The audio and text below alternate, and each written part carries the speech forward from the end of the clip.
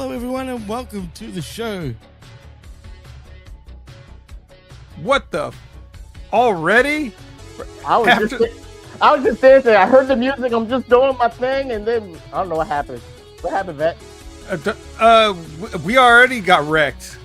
After the collision, we sift through the wreckage. All right. And Jimmy T. I'm your host, Jimmy T. He is the best in the world, Jamie the Vet Williams. And with us, joining us today is the most magnanimous, most glorious Professor Chabelo Vera Cruz. Gentlemen, good morning. You know, the opening montage of the wreckage, and then Jimmy T, you just go off the air. Look at my background. What the hell? What the fuck? Dude, I don't know what happened. As soon as I said, when we wake up, I was going to say, because it was a WrestleDream, we sift through the wreckage, and for whatever reason, it put me back to sleep. It's still a dream, damn it. It was all the dream. Yeah. At least though, my computer didn't crash, and that's what matters most. It was just my browser, for whatever reason, crashed. But it doesn't matter. We're here, though, boys. And you know what, Vet? That was a great introduction. I actually like that. Thanks. I got it from Jimmy T. No, but the way you said Chabelo Vera Cruz was really good. I like it. Well, anyway, we are here to sift through quite a bit of wreckage, as a matter of fact. And boys, I mean, it has been a pretty busy week in professional wrestling, of course. As I say, Prof, you gave me the hint earlier before when you were saying you're looking forward to us talking about WrestleDream. And I said, what the hell? You might as well join us to talk WrestleDream. And you know what?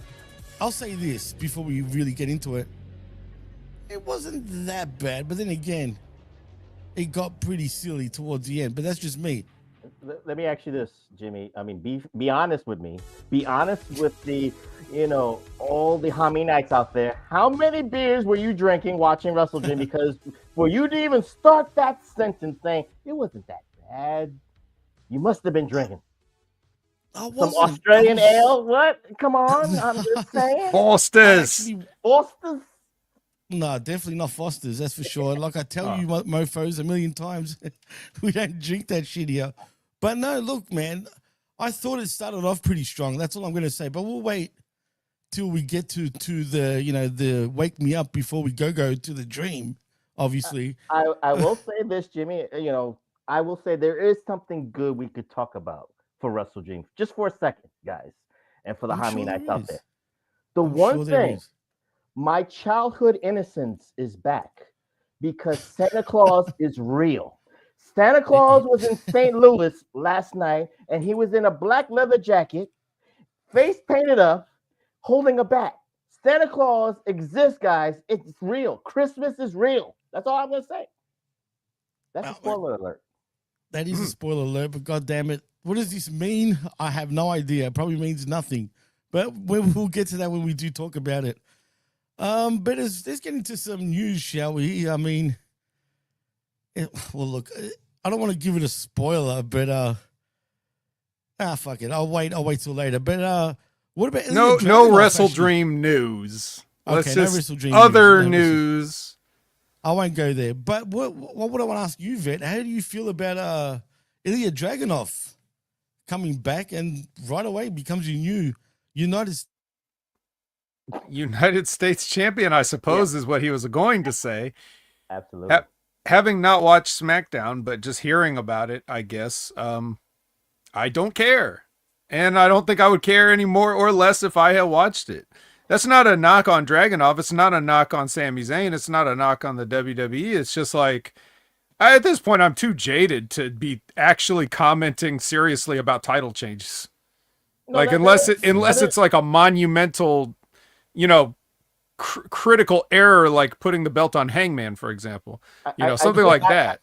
I think what Jimmy is trying to say, I don't want to put words in his mouth before he crashes again, but I think he's trying to say that this Sami Zayn open challenge, maybe to Jimmy and maybe to a lot of Haminites, was kind of positive. I think people were excited to see how WWE or maybe ChatGPT or AI booking was doing the U.S. Open Challenge. And by the time it got to Ilya Dragunov, what could you do with Dragunov, Vet, right? He was gone for a year. I think he blew out his knee and all that stuff. So he came back, over the odds and all that stuff. Yes, that is the point. But then I think that the question remains. I know you didn't care about the match, probably to a degree. I just didn't see it. That's all. No, I know. Again, the optics says, okay, he's the new U.S. champion. So what are you going to do with him? Because again, the problem with open challenges is it doesn't work for everybody. It worked for John Cena doing an open challenge. It was great. And Sami Zayn, he got the torch from John Cena saying, yes, I bequeath you to do this concept. Okay, Dragunov won. So is he going to do the concept again? Because then that's overkill. That just becomes monotonous. That's pointless. Not everybody deserves that open challenge kind of booking, quote unquote. So what say you, Bet, about that? So you're right about that. In actuality, the idea of an open challenge fits something that we haven't had or seen in a meaningful company in a long, long time, which is a television championship. Like if you're telling me your gimmick is I'm going to open this up, then that is kind of the whole gimmick of a TV championship. You have a limited time limit. You're expected to defend it on TV every week. It's an exciting draw to the viewers of the show. Like the show may suck, but at least there might be one surprise, like something that's interesting. It's an attraction. The United States Championship really doesn't mean that much on its own. Like you said, it's associated with the open challenge because of John Cena. It doesn't work for everybody. What do you do with the Dragunov? I guess whatever you do with whoever the Intercontinental Champion is. Who is it? I forgot. Oh, Dominic Mysterio. So he just has that belt just so that you could say he has a belt. It doesn't really matter. There's really no identity associated with that middle tier belt. It's just, you give it to Dirty Dom so you could say he has something. So you could say he has, some worth. But as far as Dragunov goes, I think that was, for all we know, they could have just known Dragunov's about to come back. Maybe that's why they gave it to Sami in the first place, knowing that he would be back soon.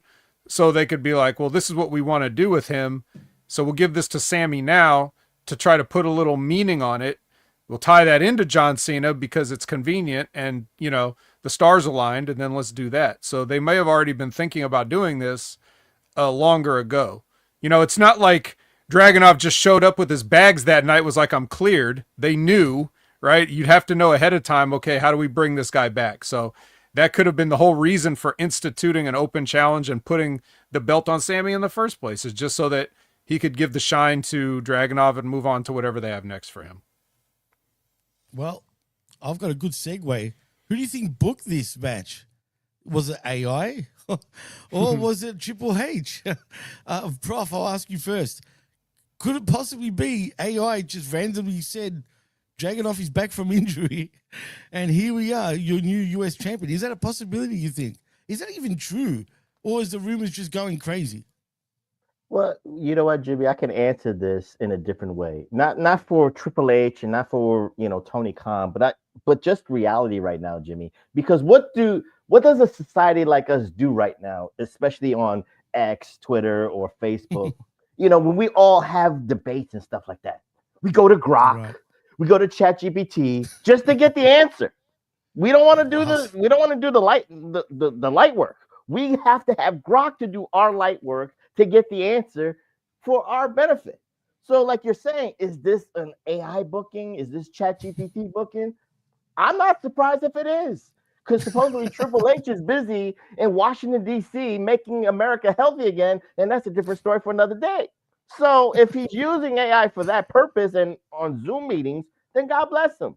But again, with the open challenge concept, it writes itself. And Vet eloquently just said that this might have been used to have Dragunov come after all this time, after all these defenses. The only thing I would retort back to Vet is I didn't hear a pop for Dragunov to a degree. I wasn't. I'm looking at the crowd. People, the Marktards, on Twitter could say, "Oh shit, Dragunov's back. Oh shit, this was a banger match." So what? I'm looking at the TV. I'm looking at the crowd. I'm looking at it business-wise, vet. Did it pop the ratings? Probably not. Did it shoot up? Probably not. So again, this was for a niche audience to say, "Oh shit, Dragunov's back." But then what? Like I will keep saying to you guys and to the people in the chat, what's it going to do in the future for Dragunov as the U.S. champion? What stories are you going to build to him? Is he going to behold the open challenge syndrome? That's it. I'm all about the bottom line and the money. Well, I guess what you shouldn't do is ask AI what to do next with Dragunov. That's what you for sure should do. But I believe that the idea, one of the reasons that you would do this, it actually because of your point, is exactly why you do it. Dragunov needs an injection of something besides what he's already been injecting his whole career. But I'm just saying, like, how do we give him a little springboard? How do we give him the Sin Cara, How do we give him that little Sin Cara on the outside of the ring to kind of get him back? Because people, they aren't going to care when he shows up. No pop, as Roman Reigns. Exactly. No pop. So he comes out, Dragunov, I kind of remember that guy, because he was barely getting established when he got hurt. Nothing meaningful at that point in time. So what do? You bring him back, and it's kind of like, they might have expected that. But with the win, now it's like, oh, okay. So it's not just another guy to lose to Sami Zayn. That's like a little hot-shotting. So I see the logic in it. I'm not saying that it's a guarantee, but you have to try things. I think there's a lot of stuff that gets tried that there's a reason why you don't try it. This is sort of like a tried and true thing that you can try with this person. But it very well could have just been an AI idea. It could have just been something that they just put into the whatever their chosen platform is and just said, "Oh, Dragunov, yeah, sure, why not?" Let me ask a question, because again, with 15 months, I forgot about Dragunov, guys. Could you just clarify this? Does he speak good English? Yeah, he does actually. Yeah, very, very good. Okay, so very then good English. So at least then, maybe with the U.S. Championship, maybe you could change his character a little bit. I think that's what it needs. I think he needs a character change. Maybe it could be a little bit pompous. Because again, I see when he comes in the ring, he kind of like does the orchestra kind of thing, leads the crowd and stuff like that. But I think maybe it's just his character to me that is just missing something. Maybe if you can kind of turn him into a dick, because he has that facial features to me. That's the way I see it. Oh, I agree. Go for it, Vic. Oh, I was just gonna say, I mean, he speaks about as good English as what's his name, Ludwig Walter. Marcel. Oh yeah, yeah. Got an accent. They're both German. I mean, he was Russian, but he grew up in Germany, so he's basically German. Right. So, yeah, whatever. But yeah, he's a madman. I wouldn't want to get in the ring with that fucker. He's like Kyle Fletcher. He's just gonna hurt you. Like I don't know what he's like. It'd be like wrestling a Tasmanian devil. I just don't want any of that. As a worker, like I look at his matches, I'm like, fuck that. I ain't getting in there with him. And so like now he's everybody else's problem they got to deal with. But he doesn't really have a character, like he doesn't. Yeah, and Alexa's right. Germany is cool.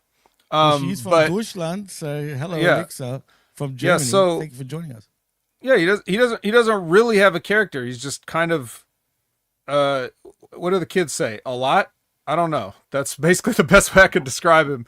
I don't really get what his character is. I never did. Not from NXT UK, not from NXT America, not from WWE Raw, and not from WWE SmackDown. He's just some crazy guy that goes out there. Right. I don't think he had a character, because the only character, even from NXT UK, guys, correct me if I'm wrong, was his wars with Gunther. So that's where everybody the German Indies. Right. It goes back to that. And then since both of them are in different shows, you're not going to get Dragunov versus Gunther unless Gunther's coming to SmackDown. So it is what it is. So we'll see. Wild card, bitches. There you go. Yeah. Super show, bitches. Now on the AI tip, just one couple of things. As Cold Blooded mentioned earlier, and I pointed out, I don't know what they're doing now, but I definitely about, I don't know how long it's been, 6 months, 9 months, a year. It feels like over a year. When Ray and I were doing the Next Level Wrestling review, one of those episodes, I came out on the live on the Next Level show and was like, I swear to God, this episode was written by AI. I can just tell there's just a way, there's just a phoniness that's beyond the normal phoniness of wrestling. Like it was just so weird, like slightly off. Everybody was saying things that I'm just like, and it was right at the point where this AI was starting to become available to everybody and catching on, right? So like we had the chat GPTs was just starting to be a thing that people were becoming water cooler talk. Like, oh, you see this on, people are just doing this now. And right around that time, I could definitely see somebody in the NXT office be like, just for fun, let's do an episode. Let's just have AI write an episode and see. You know what I mean? And the reason I continue to believe it is because after that, and maybe the next week, possibly, it never was like that again. It went back to just being normal bad. It wasn't AI bad. It was just regular bad. And it's been that way ever since. So if shows really are starting to get written by AI, I'll probably be able to tell. So I will be the one to watch out for you guys and let you know if anything is suspicious. But that's one thing. I stand behind Hollywood writers in the WWE. Don't let them lose their jobs for mediocrity. I want human mediocrity, not AI mediocrity. Yes, it's it's like when you get the copy of a copy of a copy, the degradation just, So the other thing is, please, and this message is for, maybe just a Tennessee couponer or anybody else, like, please do me a favor. If you love me, please do not tag me with that AI slop. Like the Martin Luther Kings and the Tupac and all that. Just leave my off that list, please. I don't want to see anything like that. This stuff is an abomination to me. Like it's embarrassing. It's cringe. I won't watch it. I will scroll past it. I'm not going to partake in it. So just don't even bother. Sorry. Sorry. Let me delete sending opinion. Okay. Thank you. Appreciate that. Appreciate that. Yeah. Never tag me in AI slop ever, please. That Big Ray Hernandez shit, that's too much. Don't do that. Oh my God, you see that, bro? I saw that it exists and I scrolled past it. Don't. You did. Do not. Leave me off. That was crazy, bro. I don't know who did that, if that was Ray. Ray did weird, it, dude. Of course Ray did it. Who the fuck else would make something out of Ray Hernandez? That's true. Maybe I thought Colin, but the way he was talking about Colin was funny. But anyway, yeah, I agree though, man. AI you realize, Jimmy, and that people use AI for two reasons: for themselves and something sexual. That's it. So that's really just one reason. Yeah, but you know what? I do think in the coming sort of months, I think it'll be quicker than later, or sooner than later. There's going to be all sorts of restrictions on it, man. There's no way we're going to be able to do what we're seeing right now in the future, because it's going to cause all sorts of lawsuits and all sorts of crap, man. So please, I've never begged for anybody to sue people in my life. Like, just please, everybody, the estate of Dr. King, please start suing everybody. Please start suing. Yeah, no, it's going to happen, man. Especially for music, music is scary, bro, because now it comes out really good, and it's like, you know what I mean? It's crazy, but that Brad, I am taking over.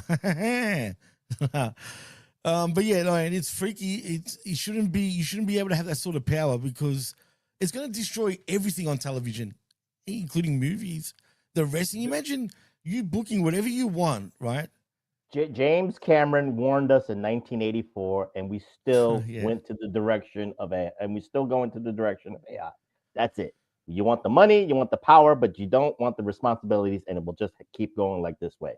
And we're laughing at this with like the Big Ray AI stuff. We're laughing at this with Martin Luther King, and that's right. We should be angry, crazy, bro, but the problem with AI right now is that's the entertainment value of that.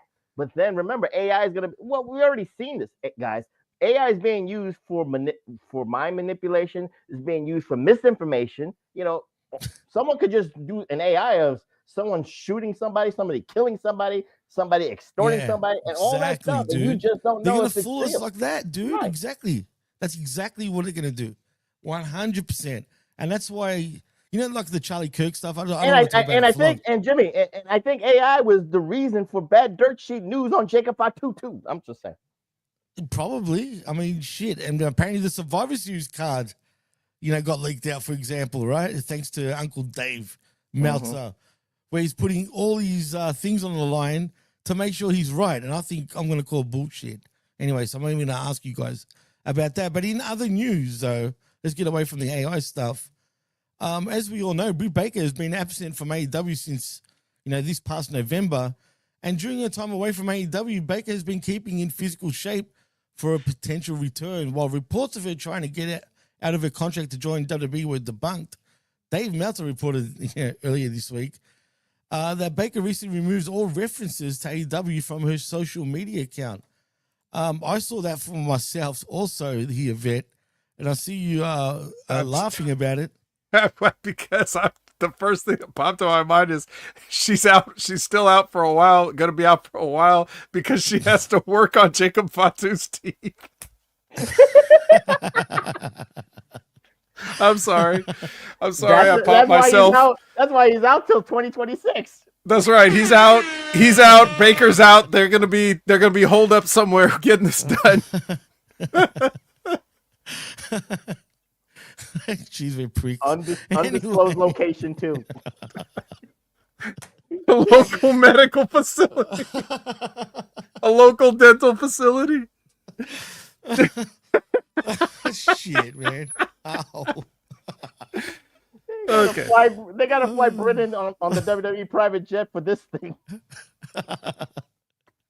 Well, in all seriousness, boys, what does this mean? Is she gone from AEW? Is she on her way out? Or, is she coming to WWE to fix Jacob Fatu's teeth? I mean, what's going on? Vet, I'm going to ask you first. Me first? Who cares? We're not topping this. like we're gonna sit here and actually have a serious conversation about fucking Britt Baker now. Nobody cares about Britt Baker. She's completely unnecessary in the world of wrestling. Bless her heart. Next topic. Jesus. Sorry, Britt. I'll say this quickly for the chat. The Hippocratic oath for Britt Baker is to fix Jacob Fatu's teeth. So that's under that contract. But she is under an AEW contract, so she's having the time of her life, just doing one thing and not hurting her body. So that's the thing that's funny. She don't have to be in catering, but she's still getting paid. That's part of the process. She's not needed. It is what it is. Oh, man. Well, anyway, let's get to actual releases. And apparently for the reason why Wes Lee got his WWE release early in the week. Because he sucks? As noted, sorry, Vet, what'd you say? Because he sucks? Well, get this. I thought it was actually, it's too. close. Yeah. Well, we'll get this. As we noted, last week, NXT talent Wes Lee, real name Devon Atchins, if that's how you pronounce it, was released from WWE last Friday as part of a larger batch of talent releases. Meltzer reported in this week's Wrestling Observer newsletter that the reason for Lee's release was due to WWE officials had felt that after 5 years in their developmental system, they were never going to use him on the main roster. And that's the reason. I actually believe that, as a matter of fact. I don't think they were ever going to bring him up. Vet, what do you think? Well, I mean, for what I think, you could refer to my last however long coverage of his career in NXT. Yeah, every Wednesday at 8 a.m. Pacific, 11 a.m. Eastern. I told you why. And nobody listened, including Big Ray. Well, Big Ray right. Talking about, I love the kid, man. I heard that. Just whatever. I told everybody. And that doesn't mean that, the WWE is geniuses and they agree with me and they're always right. It just means at the very least a broken clock is right twice a day. And you saw what you may have seen, what I seen, how there is no future. Whatever Shawn Michaels thought he saw or wanted to try to get over or try to push this guy, down our throats with this ridiculous North American title run where he's just cleanly beating guys like, Dijak and whoever else 3 times his size. Like, but it's not even that. It's just about how you do it. It's not like you can't have a small guy. It's the fact that this small guy brings nothing to the table, not marketable in any way. No, like small, but no real size, no real physique to speak of, stupid prison tattoos, little beady eyes, like a stupid haircut that turned into another stupid haircut. No charisma. The moves that he does are the same as what everybody else does. We got 100 Wes Lees in the business that are better than him at what he does. And the only thing that he ever got over doing was a parody of a shitty sitcom. Like, that's it. And he's going to go back to doing that now because a release isn't just so long. It's just see you later. So you just go to TNA now and the Rascals are back. Desmond Xavier once again. That's his silver lining. Like, you'll always have a home right here at this bullshit company. So that's where I'm at with Wes Lee. And apparently WWE agreed after a point. That's why I laughed. But exactly like I said, this is what I keep telling you guys. You're all 5 years behind me. I'm talking about everyone here, everyone, and it's not an insult. I'm just saying I have factual timelines to back this up. Like, I told everybody about Walter. I told everybody about Stephanie Vaquer. I told everybody about Julia. I told everybody about, take your pick of all the people that I said. Way ahead of time. Oh, Cappuccino Jones off of 8x10. Like, I'm just saying, like, I told you guys this. Anywhere from 3 to 5 years is my window of being ahead of where everybody else finally catches up to what I see. I don't need the amount of time it takes other people. So Wes Lee, I seen this guy in TNA or Impact back then doing his thing. I'm like, these 3 guys are useless. I have no use for them. 2 of them get signed to WWE, and I'm like, really, you again? And nothing happened. The fucking guy got fired for having a Hitler mustache, like a dumbass. That just tells you, like, you don't know how to play ball. You don't know the game. Your social media mistakes are costing you and other people, in fact. The same thing I said when, what's his name? Javon Evans tweeted at Ricochet like a moron and everybody at the Performance Center had to take a social media class. That was funny. I'm just telling you, I tell you guys, all you guys can catch up with me eventually, but you will get there. You will all get there. And WWE finally got there with this kid, this old ass kid. And here we are. Is he in his 30s yet, Vet? Should be. I think so. Shit. He's an old ass kid. Late 20s, early 30s, so should be. I think, Jimmy, I'll say this quickly no, go for it. To eloquently exacerbate Vet's point. It's just like, I think fundamentally, the community has got to remember that just because you got, let's say, a WWE ID contract, just because you're in NXT at the Performance Center, does not guarantee you're going to go to the main roster. There's levels to this. So by the time there's levels to this, when you're in NXT, that means you have to work triple harder to apply your craft, get notice, separate yourself from the bunch, so this way Triple H and Road Dogg and shit like that will call you to go to the main roster. It doesn't work like just because you're on NXT for 5 years, just like Vet said that Wes Lee was. Okay, he had a North American title run. Okay, cool. He had nice banger matches. Cool. What separated him from the bunch? Nothing. Because Javon Evans has been on SmackDown more times than Wes Lee ever in his 5-year run. So that tells me, and that tells everybody else, that Javon Evans has separated himself even from Wes Lee. That's it. You just got to do something that separates yourself from the bunch. There is 100 Wes Lees in the Indies. There's actually 20 Wes Lees in the NXT roster in the Performance Center. So you got to separate yourself. How do you do that, guys? Charisma, promos, separate your character from the bunch. That's it. Wesley went I blame Shawn Michaels for this, because you could see, again, if you know how to, as the great genius Stevie Ray says, if you know how to read the tea leaves, okay, you can see the patterns. When they don't know how to get somebody over as a babyface, they make them cry and tell a story about how hard they had it. And Wesley did that. Still no charisma. It doesn't matter. Like there is no hope for you people. And just listening to Shawn Michaels tell you to cry is not going to save your job eventually. You know what I mean? It's because it's ultimately not his call. Like, it doesn't matter how much Shawn loves you. That's only going to get you so far if you're that far behind everybody else. I mean, if Shawn loves somebody that's got it, that's great. You know, they'll go somewhere. Apparently he loves Javon Evans. But even if Javon Evans is better than Wesley at every single metric, but even if he's just taller, that's more than Wesley has to offer. You could kick him to the curb. We don't need two of you guys, because this guy's already better than you at everything, and he's like 16 years younger than you. So whatever. Jeez. Well, Aaron Ben Schlemmer in the chat goes, Vic, you also told people about Jay White. The problem is that AEW killed him. Yeah, I would have been right about that. If it weren't for those meddling kids. I think, is he even still injured, Vic, you think, at this point? He should be ready by now, right? I think he's going to help out Britt Baker. Like, he's going to hand her the scraper and all this stuff too, while he's not too busy. That sucks, man. That's so sad. But anyway, Vet, do you have anything to say about I will say this, because Cold Blooded reminded me, the best thing about Wesley ever is nothing that he did, but is actually me.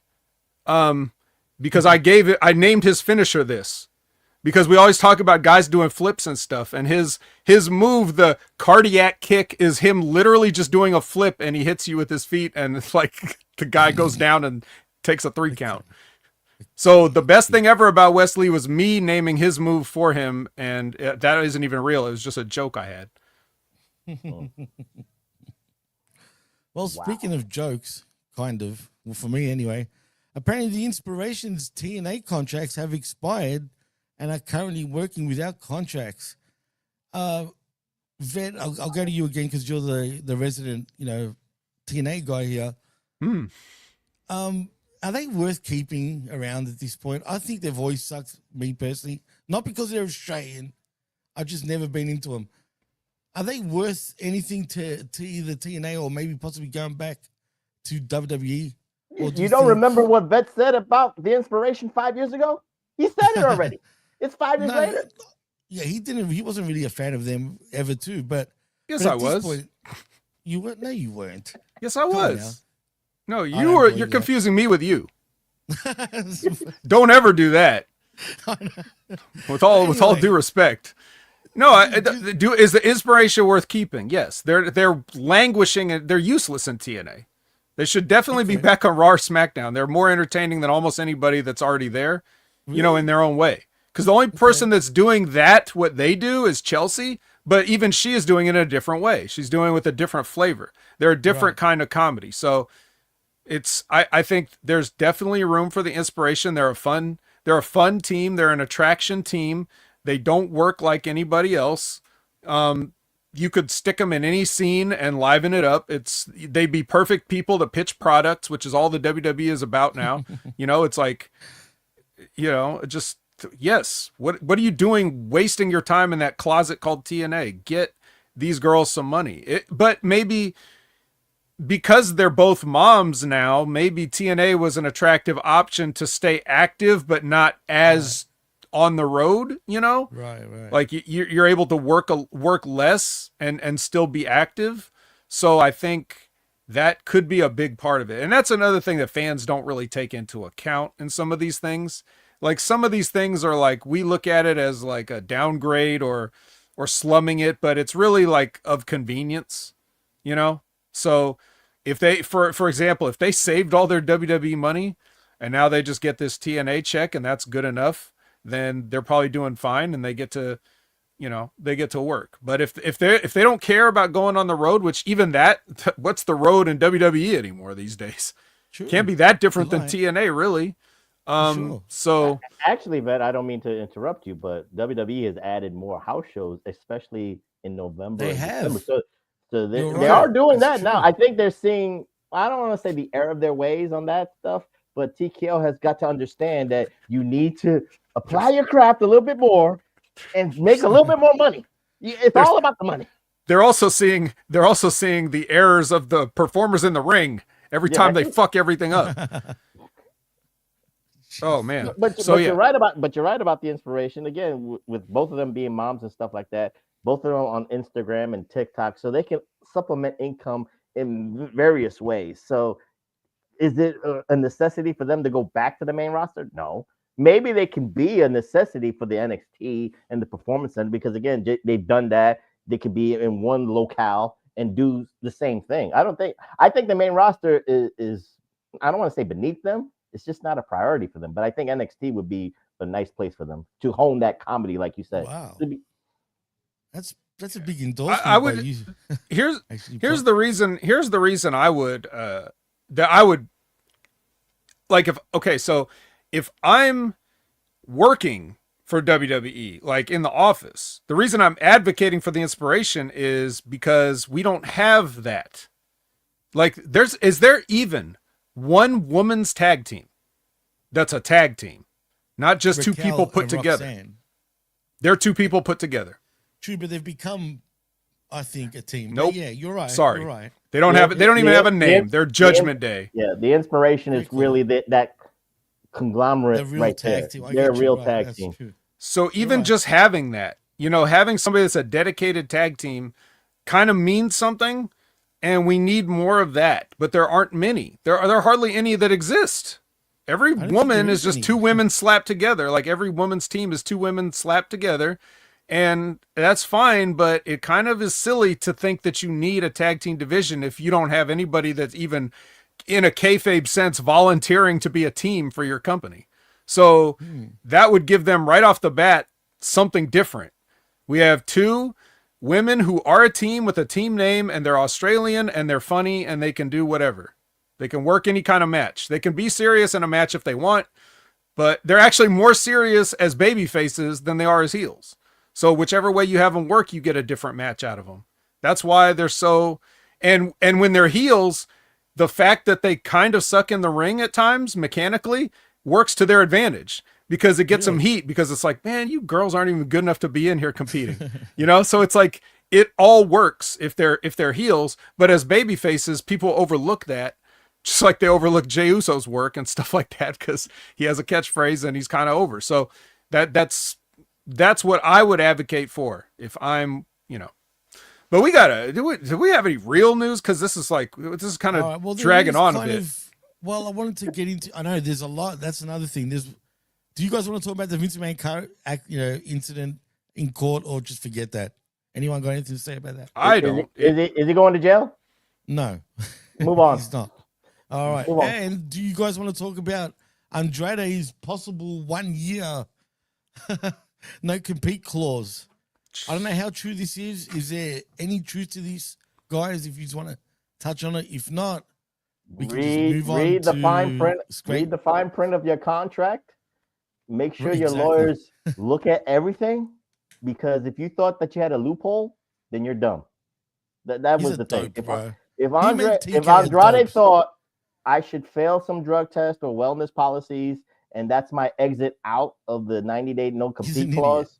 That's being an idiot, because again, that it's in your contract no matter what. There's no loopholes out of the 90-day no compete clause. You can try and find this loophole language. It just doesn't exist. So now if he's going to be out for a year, that's on him. He will fight it in court. He'll fight it in arbitrary and stuff like that. You think so? And maybe they'll settle. If it's not a year, it'll probably be 6 months. But that's a win for Andrade because there's still a lot of time. But that's a win for Andrade because he cut it down to half. Right. It's true. Vet, anything to say about that before we move on to, sifting through the wreckage? You can't legally prevent somebody from working for a full year. I don't care what your contract says. If the WWE, if this is any kind of real and this goes to court, there's no chance that WWE can get that upheld. And they don't want to. They just want to make people's lives miserable because they're petty like that. That's true, and which they've always have been. Labrat says, how could TK fumble a contract? He's the master of NDAs and contracts. It's true. Huh? But it's because he runs this company on his own. Unlike the football teams where he's got other people handling that shit. Really. This is why he fucks up. But anyway, like the artist says, hitting the note spot on. Well, in saying that, let's put our gloves on, fellas, because it's time we sift through that wreckage. And there's quite a bit of it. Because I hated this week's shows, just quietly, man. Dynamite, Collision, they can all just get effed right now. All right. Well, that's how I feel. that's a big tone shift from how you started. So I guess they did something right going into WrestleDream was a lot better than going that into crap, WrestleDream. Put it that way. It was a lot better than that. All right. So Renee sits down and eventually strips down with Statlander and Toni Storm. Of course, there's no physicality here. They agreed to no physicality, but it's actually a multi-camera shoot. We get we actually have coverage on this, so we get to change cameras, depending on who's talking. And then because there's no physicality involved in the interview, they just go out to the ring for their physicality. And then they have physicality. And then Toni looks like she's going to, as Bobby Heenan would say, waffle Statlander with the belt. But she just gives it to her and gives her a nice little kiss on the head. Oh, isn't that nice? I mean, seriously. That's the kind of physicality I can get behind. Yeah. This is the go home angle to get to WrestleDream. Wake me up if it's not a dream or something like that. I'm just saying. That's the one. We used to read Word Up magazine to play off what you said earlier. But again, I'll look at it this way and I'll be quick about it. But you're building up, you're trying to build up Kris Statlander as a legit AEW Women's World Champion. She's been there. She's one of those day one AEW women there on the TV all year. And Toni Storm, because I'll get into this with WrestleDream. I'm just trying to say this right now, that this is the way we're building to this. What are we doing here?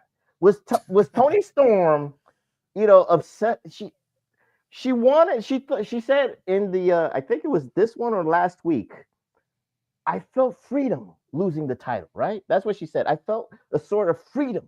But now, after maybe a week or a couple of days of thinking about it, maybe she got trolled on Twitter. Oh, I need that title back. Isn't that kind of heelish? I don't know. What is that? Who knows anymore, Prof? It doesn't matter.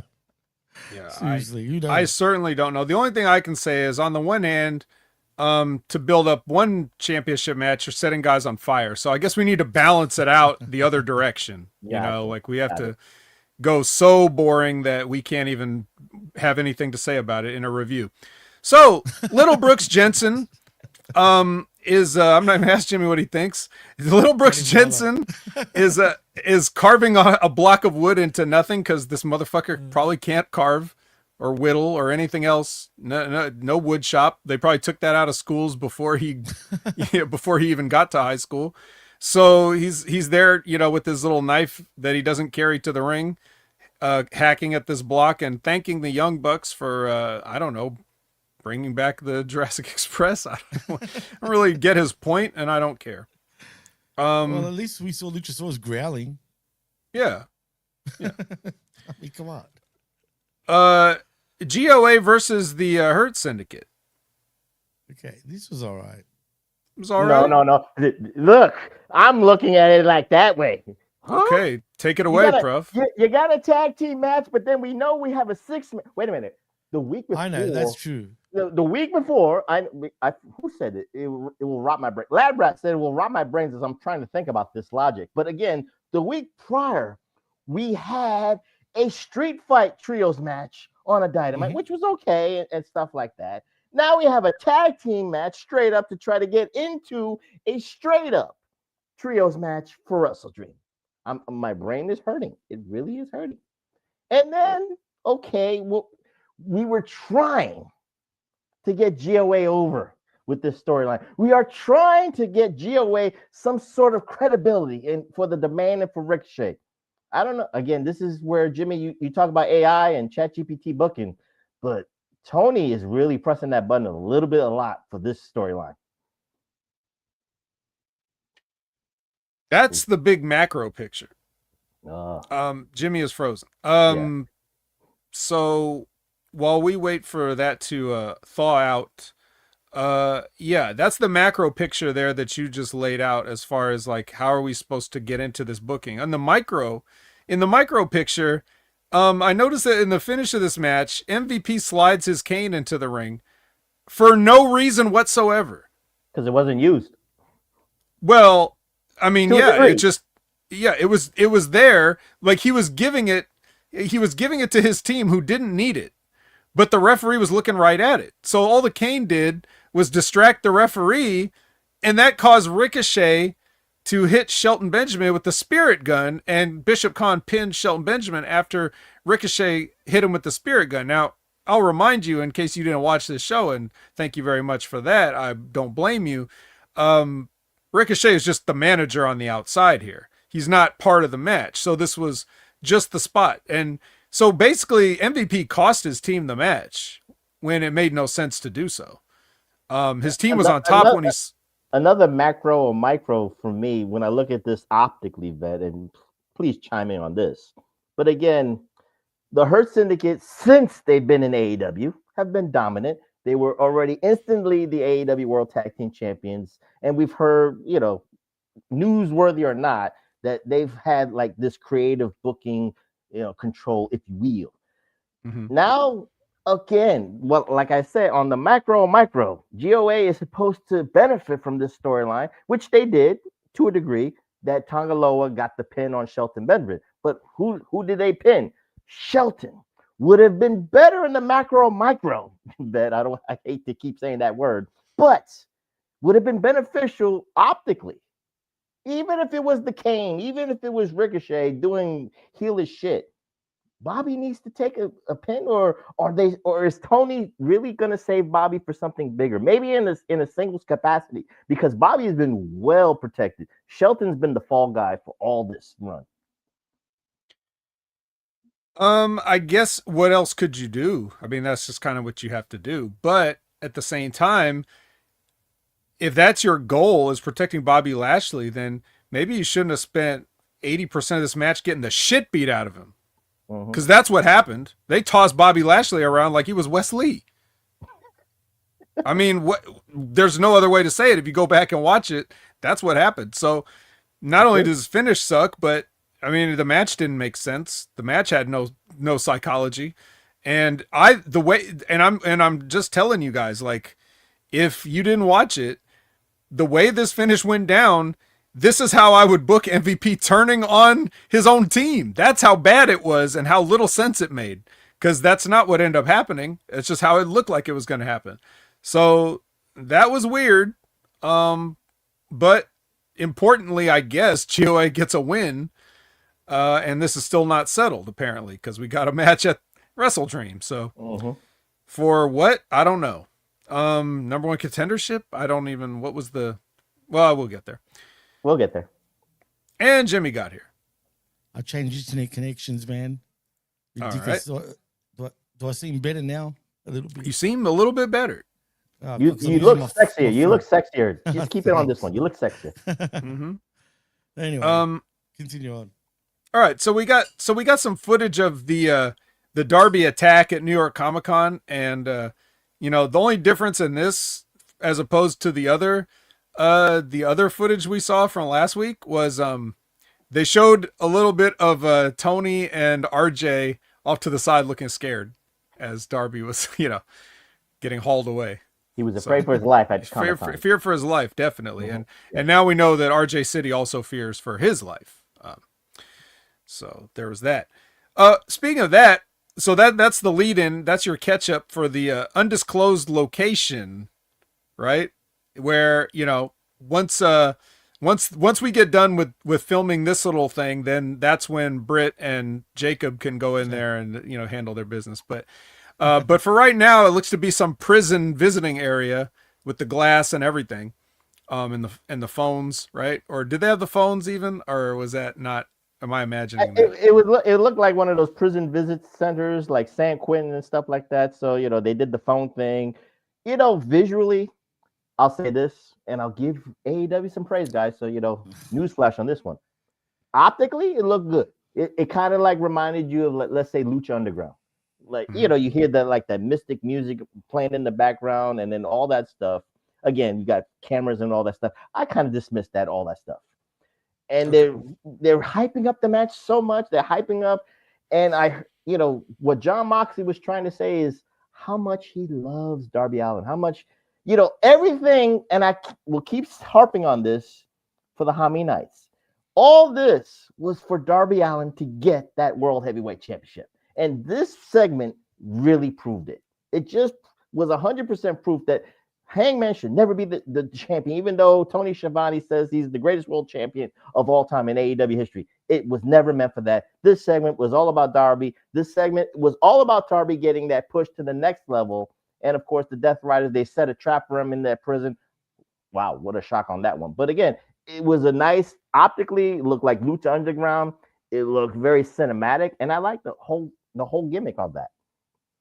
But why in the prison setting, though? Like, it was undisclosed. They had to both feel safe after that Comic-Con incident. Right. And also because Moxley saw it somewhere in some movie.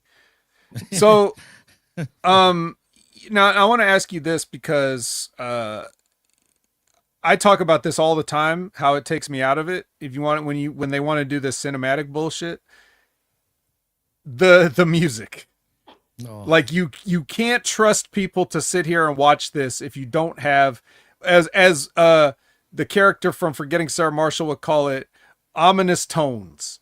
Like it's not quite music, but it's the whole time that they're talking. You have to have some score to it, and I fucking hate it. It makes everything seem phonier than it already is. But what about you, Professor? Could you do without the music for stuff like this? Honestly, I think I need the music because then I know something big is gonna happen. Call me jaded on that. Call it simplistic. But when you hear that ominous music like a horror movie, you know that Freddy's gonna kill you in the dream. But you need that music. You need,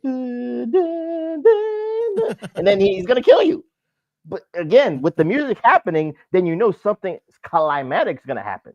But the negative part of that bet, I'll say this: even with the music that I liked, even with the Lucha Underground, this shit went on for like I don't have a time bell or something, but it felt like it went on for like 10 minutes. It went on too long. Yeah, see, you hear that music? It goes on too long. It drags on too long and all that stuff. If you could, I don't need to fall asleep, Jimmy. That's what we needed. But Vet, I'll say this: they should have condensed this. If you had Jim Cornette writing this, even though he wouldn't want to do it, Jim Cornette would have said, "We're going to time it for maybe 3 to 5 minutes tops. Get your shit in, get the points across, do the sneak attack, and then let's go home."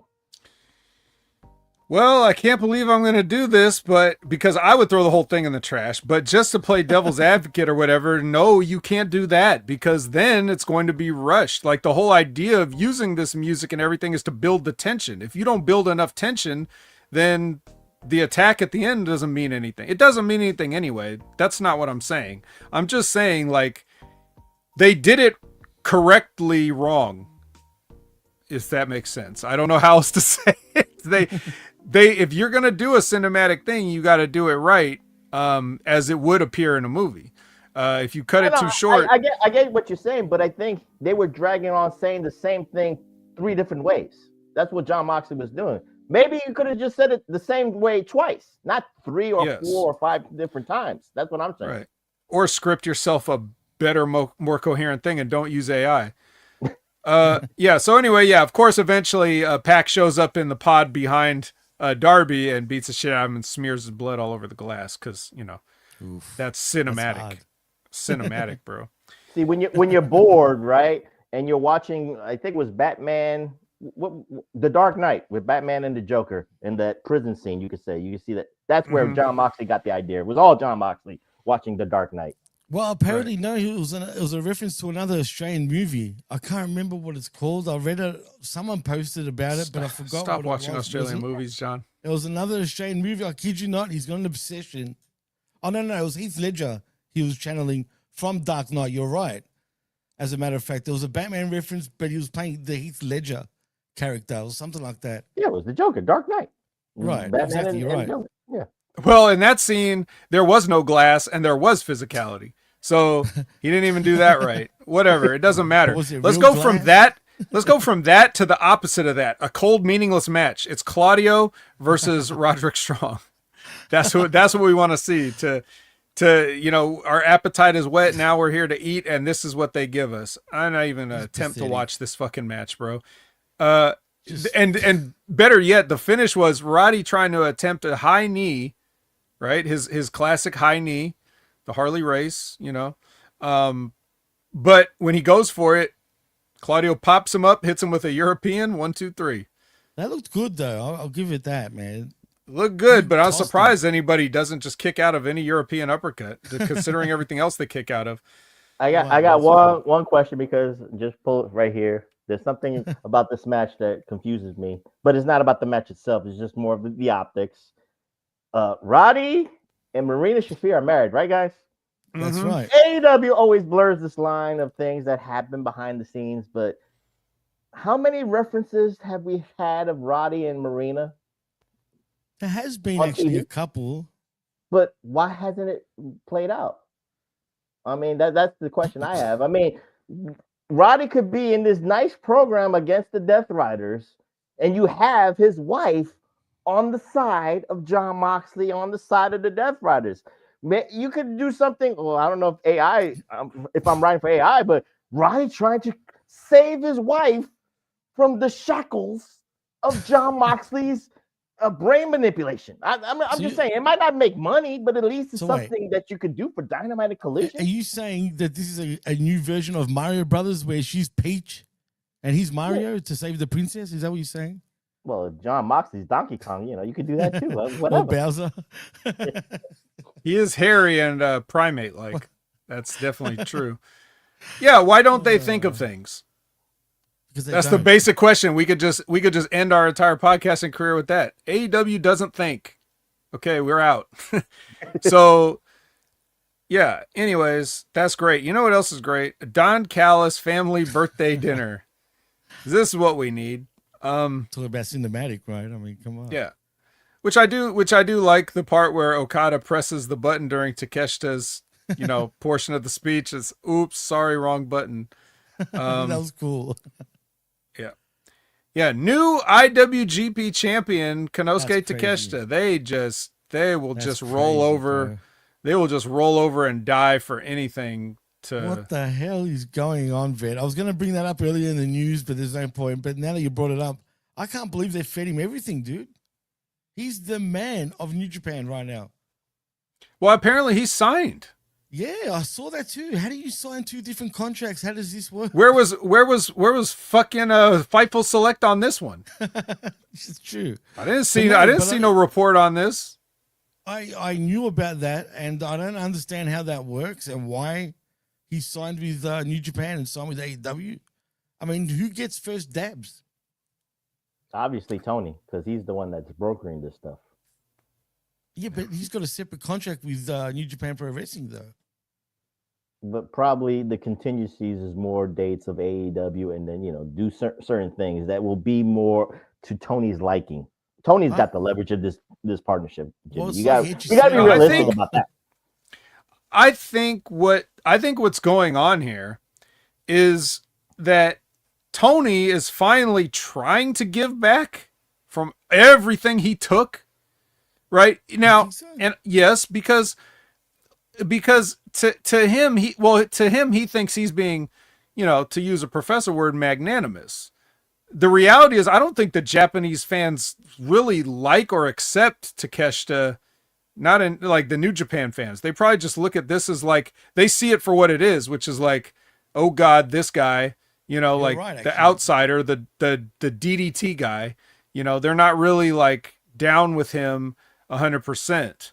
They're probably confused. Yeah, they would accept Takeshita if he would be like, I don't want to say the savior of New Japan, but be give the torch to Takeshita, main event the Wrestle Kingdoms, try to sell out the Tokyo Dome as best as he can, just put some momentum into New Japan. But they know that he has to bide his time, going back to America, going back to AEW. So again, it's not Tony.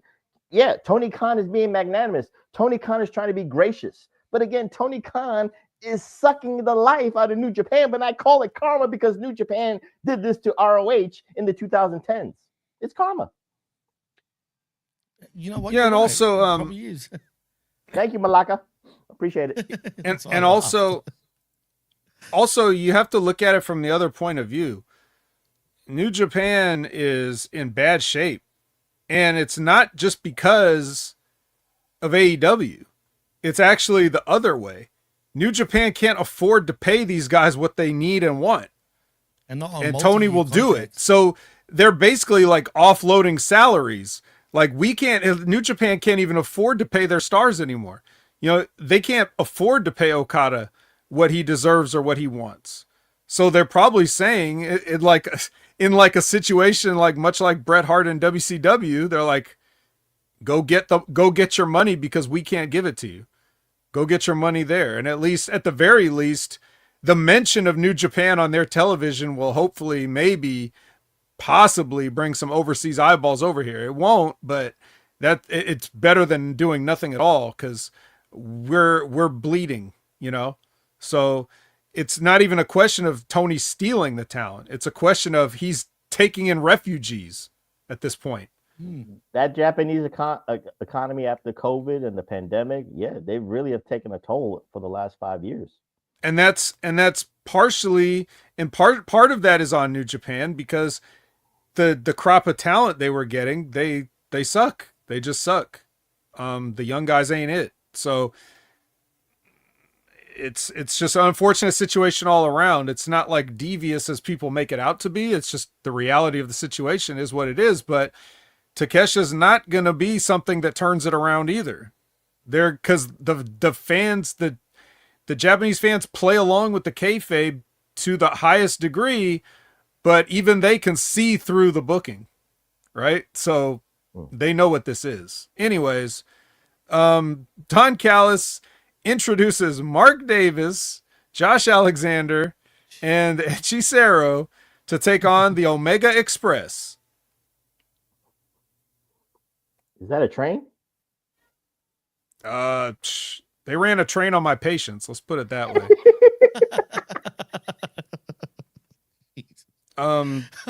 Especially you like the Doomsday device. You like that 110-pound body flying through the air, knocking Hechicero off of Luchasaurus's shoulders for the Doomsday device. That's not even a hand grenade device. Forget about Doomsday. That's the shittiest. I'm still trying to kind of remember Mark Davis. He was injured, but I don't remember him being a full-fledged member of the Don Callis family. I thought he was just a hired gun. There's a difference because I remember Brian Cage. I'm just saying, it's in my background. I'm just giving you this. It's hurting my brain.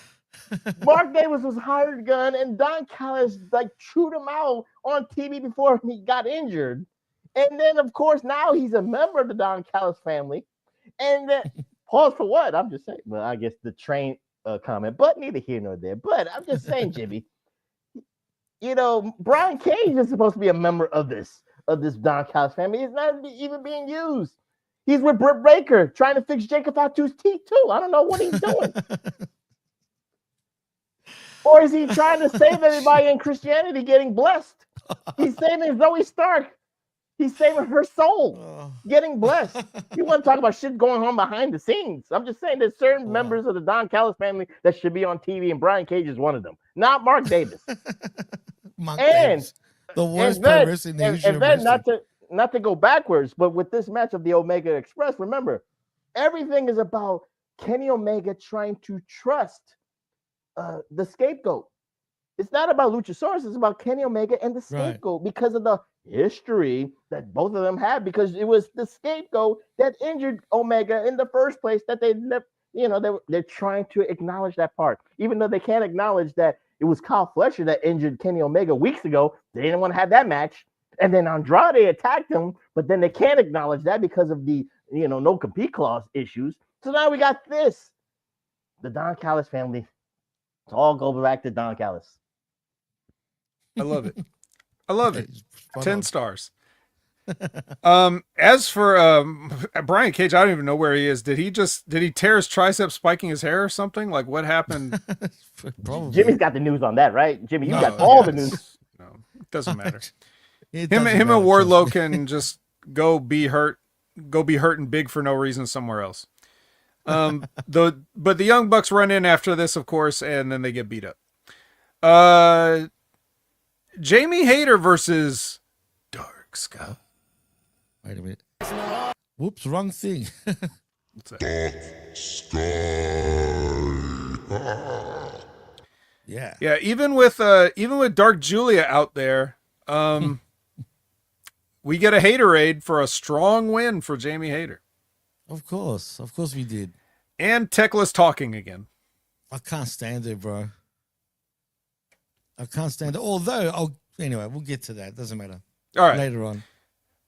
Renee is with old 10 belts. Ultimo Money. And they have her belts. Her belts long are there. Before she gave herself that nickname, just quietly. We sure did. Way before. I mean, does this matter at this point with her having 10 belts right now? Yep. At that point. Yes, it does. We'll save everything. I'll save everything for WrestleDream. Yeah. Keep moving. You're right. Keep moving. Keep moving. We'll save it. Keep moving. Hang Person goes to the desk for our main event of Dynamite, which is LFI versus the Ops, which it ends when Joe catches Dralistico out of the air with a coquina, chokes him out. LFI gets heat back because Roosh ain't going to sell nothing, so he's going to beat everybody up. Should have done it in the match and won the match if he was going to do that, but neither here nor there. Hangman Page is like, well, guys, guess I got to take my jacket off now, and goes in the ring, saves everybody, and then Joe picks up the belt and shoves it into Hangman Page's chest and walks past him angrily. As he should. To close Dynamite, but not really the show because we got another hour. I'm so hyped for that WrestleDream match, guys. I can't wait. Well, let's not wait, but let's go through the collision just for completion's sake. And feel free not to chime in. We can get right through this if you want to. If you really want to, just hold your hand up and I'll call on you. But only because, look, we've got a huge show already. You know what I mean? Right. If we all chime in, we're going to be here for 10 hours. Right. So Daniel Garcia and Wheeler Yuta versus O'Reilly and Orange. Claudio Europeans Kyle. It's the new deadliest finisher in AEW because it's about to beat two guys now. He didn't even hit Kyle with an extra move.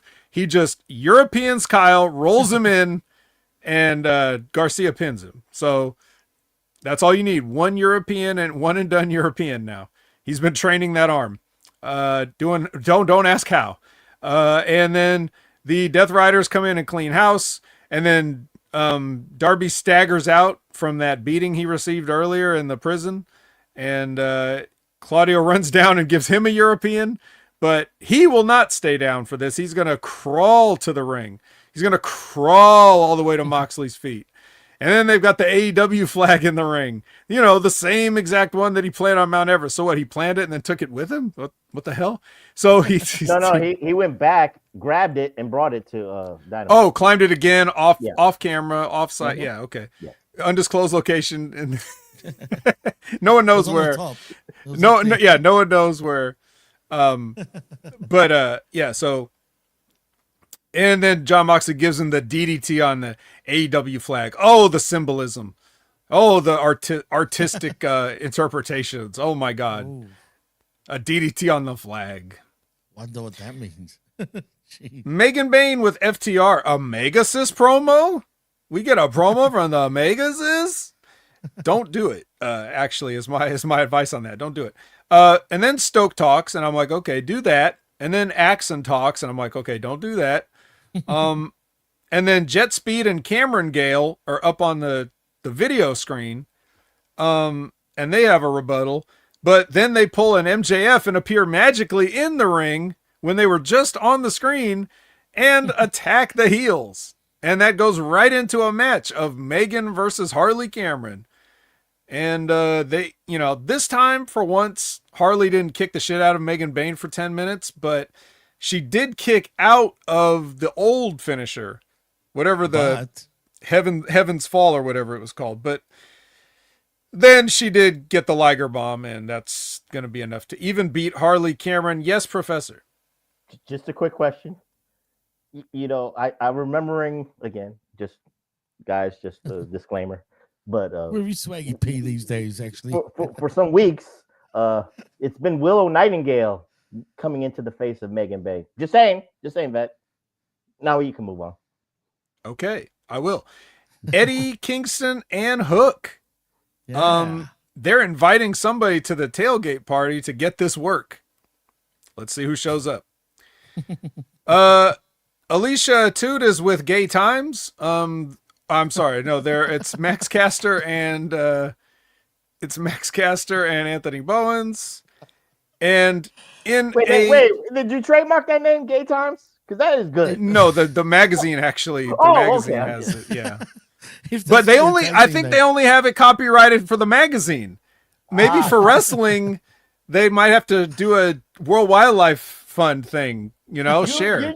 You're just giving AEW some good ideas right now. Gay Times right now, you could change a lot of things for them. How long have I been doing this show? There's nothing but good ideas, and sometimes they even take them. This is 5 years in the making, Tony. Go ahead, go for it. That's right. He's always 5 years behind. But I will say this. See, I like this idea, but the problem is it's in a vacuum. They only do it here, but they should expand this to give a through line for the entire company. But the fact is, it's like these guys are booked as a team, like by Tony Khan. Like they're saying the storyline is that they don't like each other and don't want to work together, but Tony Khan is booking them anyway, right? And I'm like, that's a great idea.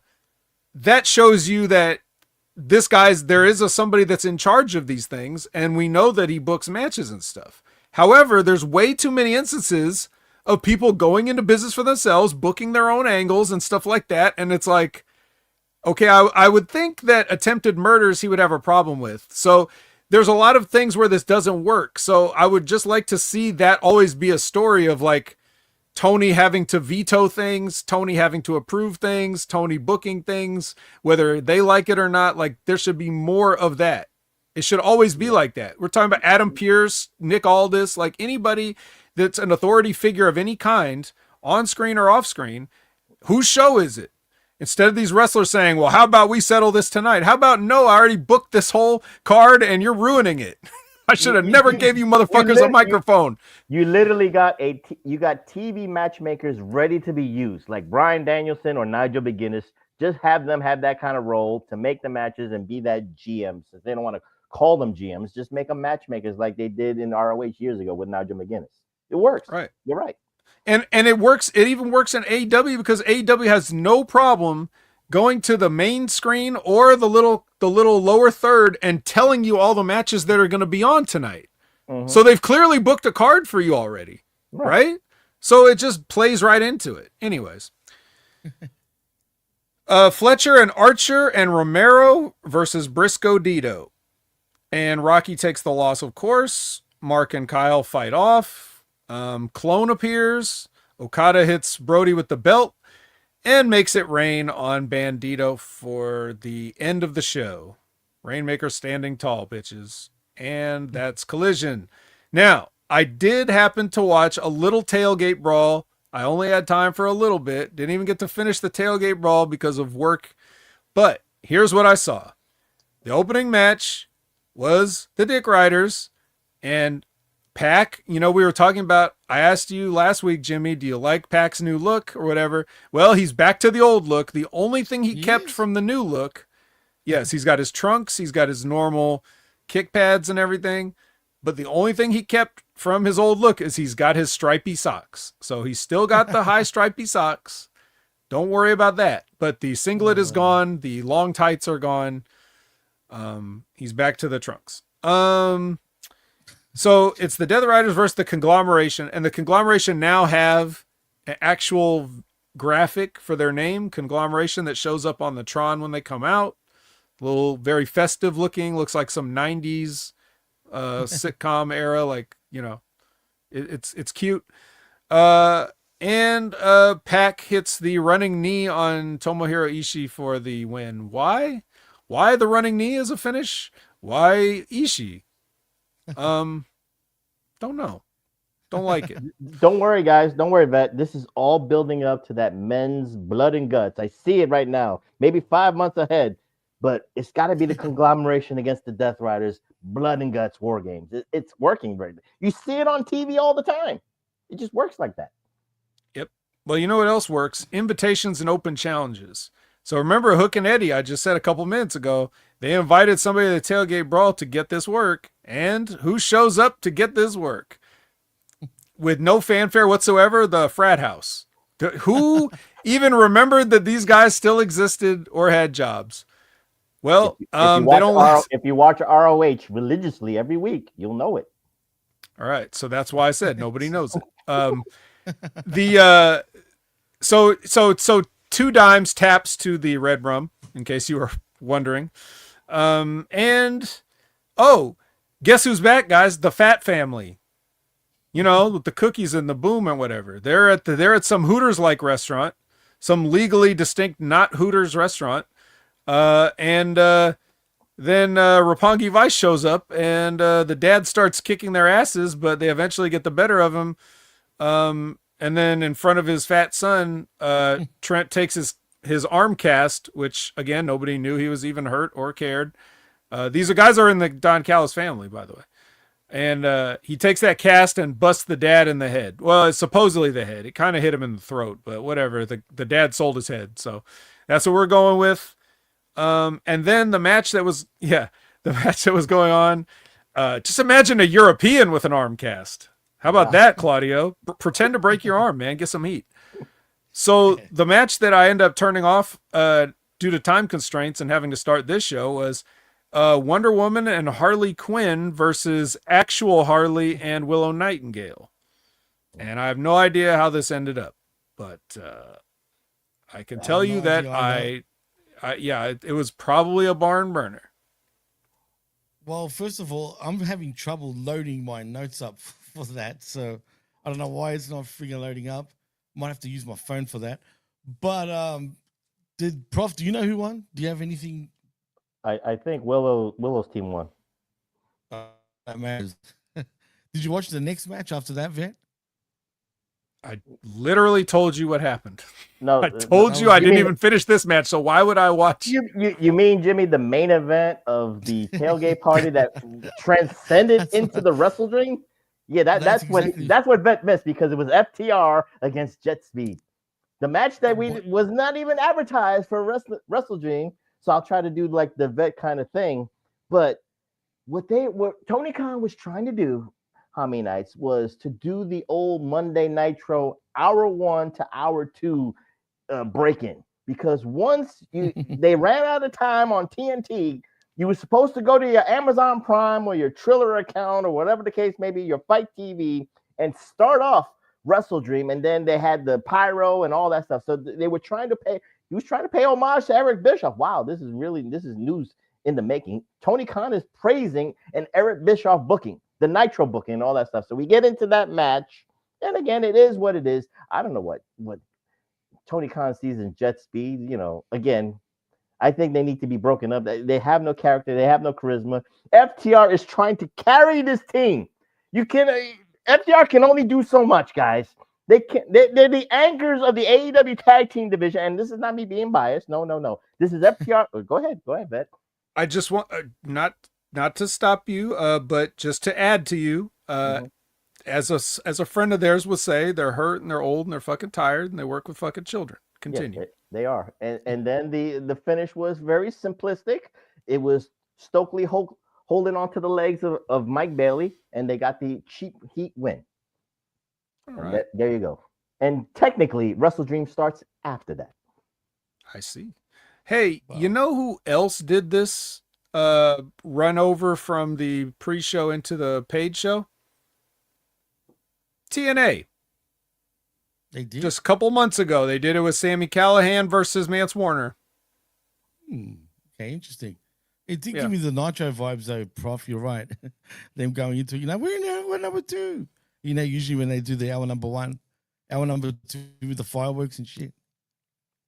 I would love to see how many people were so into this match that they wanted to pay $50 to go and buy this pay-per-view just to see Jet Speed and FTR, because of course that that FTR brings in those dollars. It is what it is on that. We'll see. We'll see when we get the numbers in. Come on, man. Well, and I'm sure they'll have the max buys in a separate category too, because we don't want to put it together. You get $10 off your max buy, I think. Jimmy, you got the notes? You got the card? I do now, so we can get right into it. The floor is yours. The next match is Jamie Hayter and Tekla. And now, look, I'm not going to shit on this match completely. I actually thought both women worked pretty hard and shit. I just don't like the way the direction of the match went. Like, I can't stand matches, and this is a real AEW thing compared to WWE. Even though WWE does it too sometimes, but not as much as this. I mean, Tekla was dominating the whole match, Prof. The whole match. But I'll give her this. I'm not a big fan of hers, but she was doing that old school generating heat, posturing to the crowd. We had Lou Thesz's wife in the crowd as well. She was getting heat through her as well, which was good on Tekla. I like that. Like she was taunting the crowd pretty much throughout the whole match. But when you dominate the whole match, and then Hayter gets one move in, and then 1, 2, 3, that's kind of annoying, Prof. Well, the optics, Jimmy, and Vet can chime in on this, because with all the Collision tapings and all the Dynamite tapings, let's say the paragon between Tekla, the Triangle of Madness, and Jamie Hayter is climbing that mountain, beating Julia Hart, beating Sky Blue, or Dark Sky, as you would say eloquently, and then now has to go past Tekla in this match. And you're right, Tekla dominated like 80% of this match, and then Jamie Hayter got the win. And again, they're trying to build for that female war games, be female blood and guts stuff. So it's not over there, because now you have Jamie and Queen Aminata against the Triangle of Madness, and now you got to recruit 2 for the Triangle of Madness side, and then of course you got to recruit 3 on the side of Jamie Hayter and Queen Aminata. So who are you gonna pick on that tail? It is what it is on that. But the match was decent, and again, for me, Bet, I look at it as Jamie Hayter climbing that Triangle of Madness mountain. But I did not know that Tekla was the leader. I thought it was Julia Hart. That's just me. Wait, what? She's the leader? I thought she was. She started it. Well, is this an isosceles triangle, or is this a equilateral triangle? Like, that's what we have to figure out. Isn't it a hexagon? I don't know. I only see 3, so I'm thinking triangle. Mm-hmm. If it's an isosceles, that means that there's a higher point. So if Tekla's that, okay, and we whatever.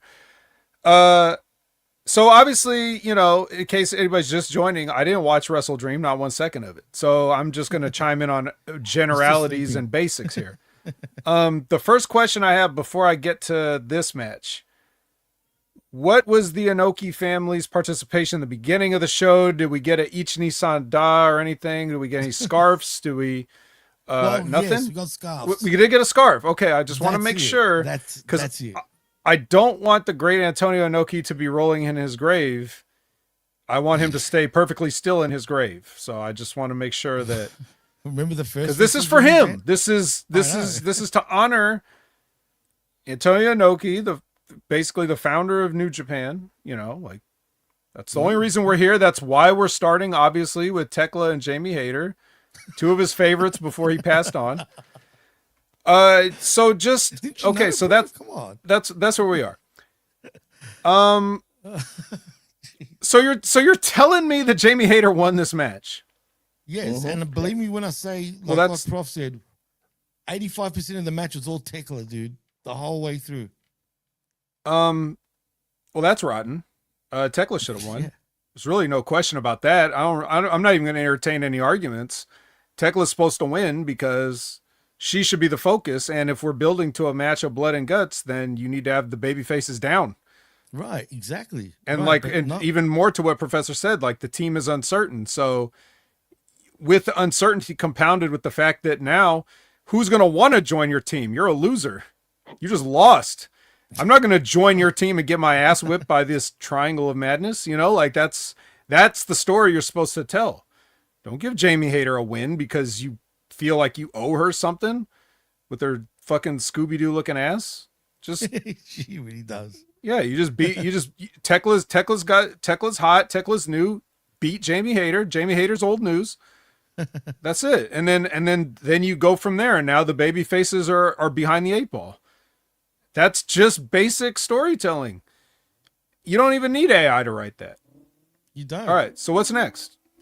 Well, Jimmy, let me just say this because you kind of harped on it a little bit because Vet was talking about Antonio Inoki and how Tony Khan respects the New Japan side. Tony Khan also respected the legacy of the Luthez family because I think something this was a Luthez show. This was a Luthez honored show because I think his wife or something like that was in the crowd in front row and stuff like that. She was right. She played a role Vet in the Tekla Jamie Hayter match, but I remember something that was said I think on the Dirt Sheets that Tony Khan Vet. I don't know if you want to chime in on this just for a second, but Tony Khan in those AOL chats actually got to talk with Luthez in the 90s. Yeah, I've heard that. Is that confirmed? I thought I was literally laughing, guys. I thought this is the antithesis of catfishing. That Tony Khan actually believed he was talking to Luthez in AOL chats in the 90s. Wait. I'm sorry. This is catfishing. I would be watching MTV and looking at Tony Khan being like, oh my God, this is a fat dude acting like Luthez. I'm just saying. What I'm confirming is that he chatted with somebody claiming to be Luthez. I've heard this story.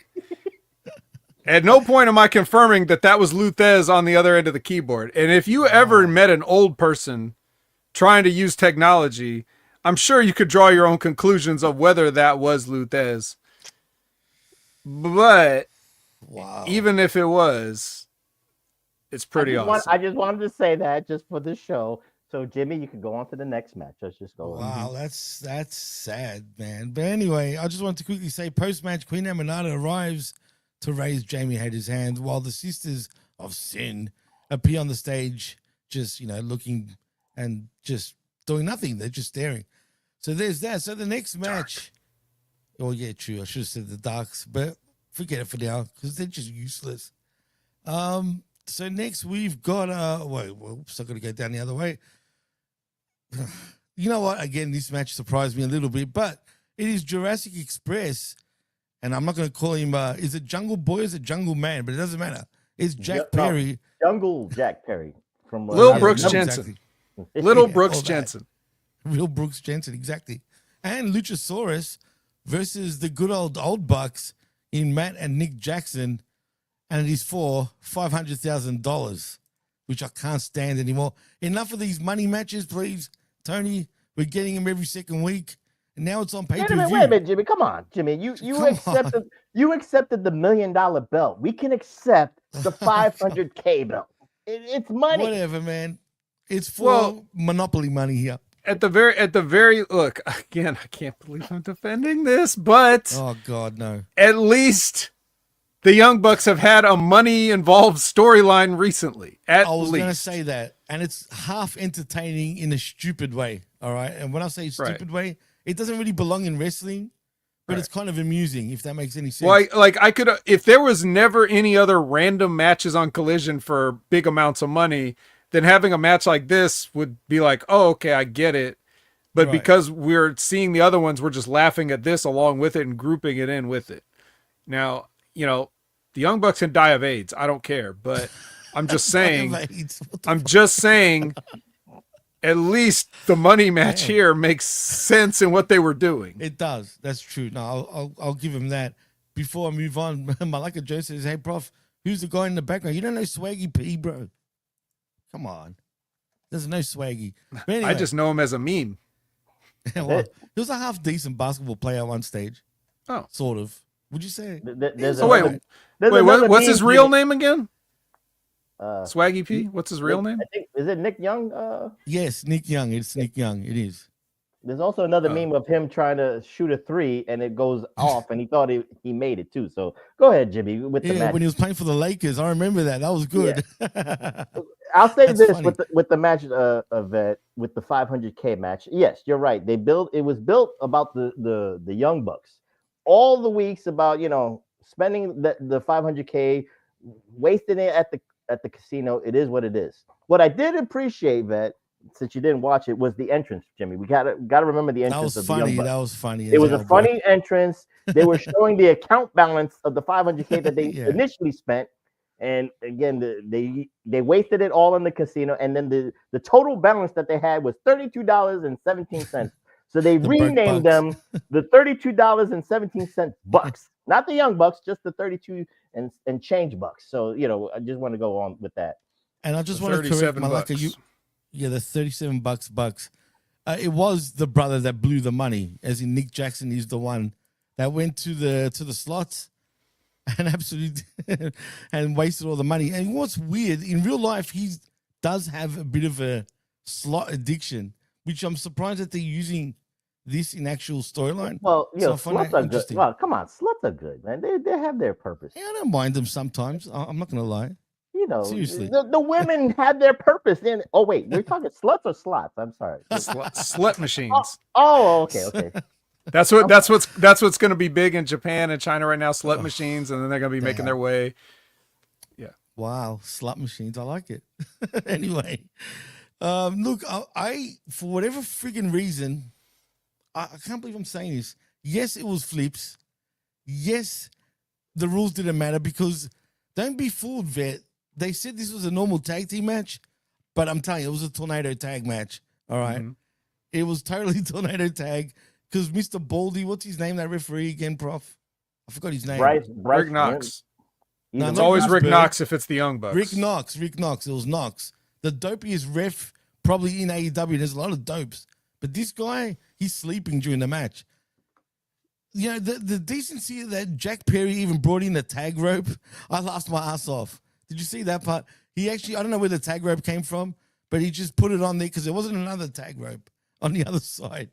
But whatever, the ref's like, I don't know why he's going off at him for putting a tag rope.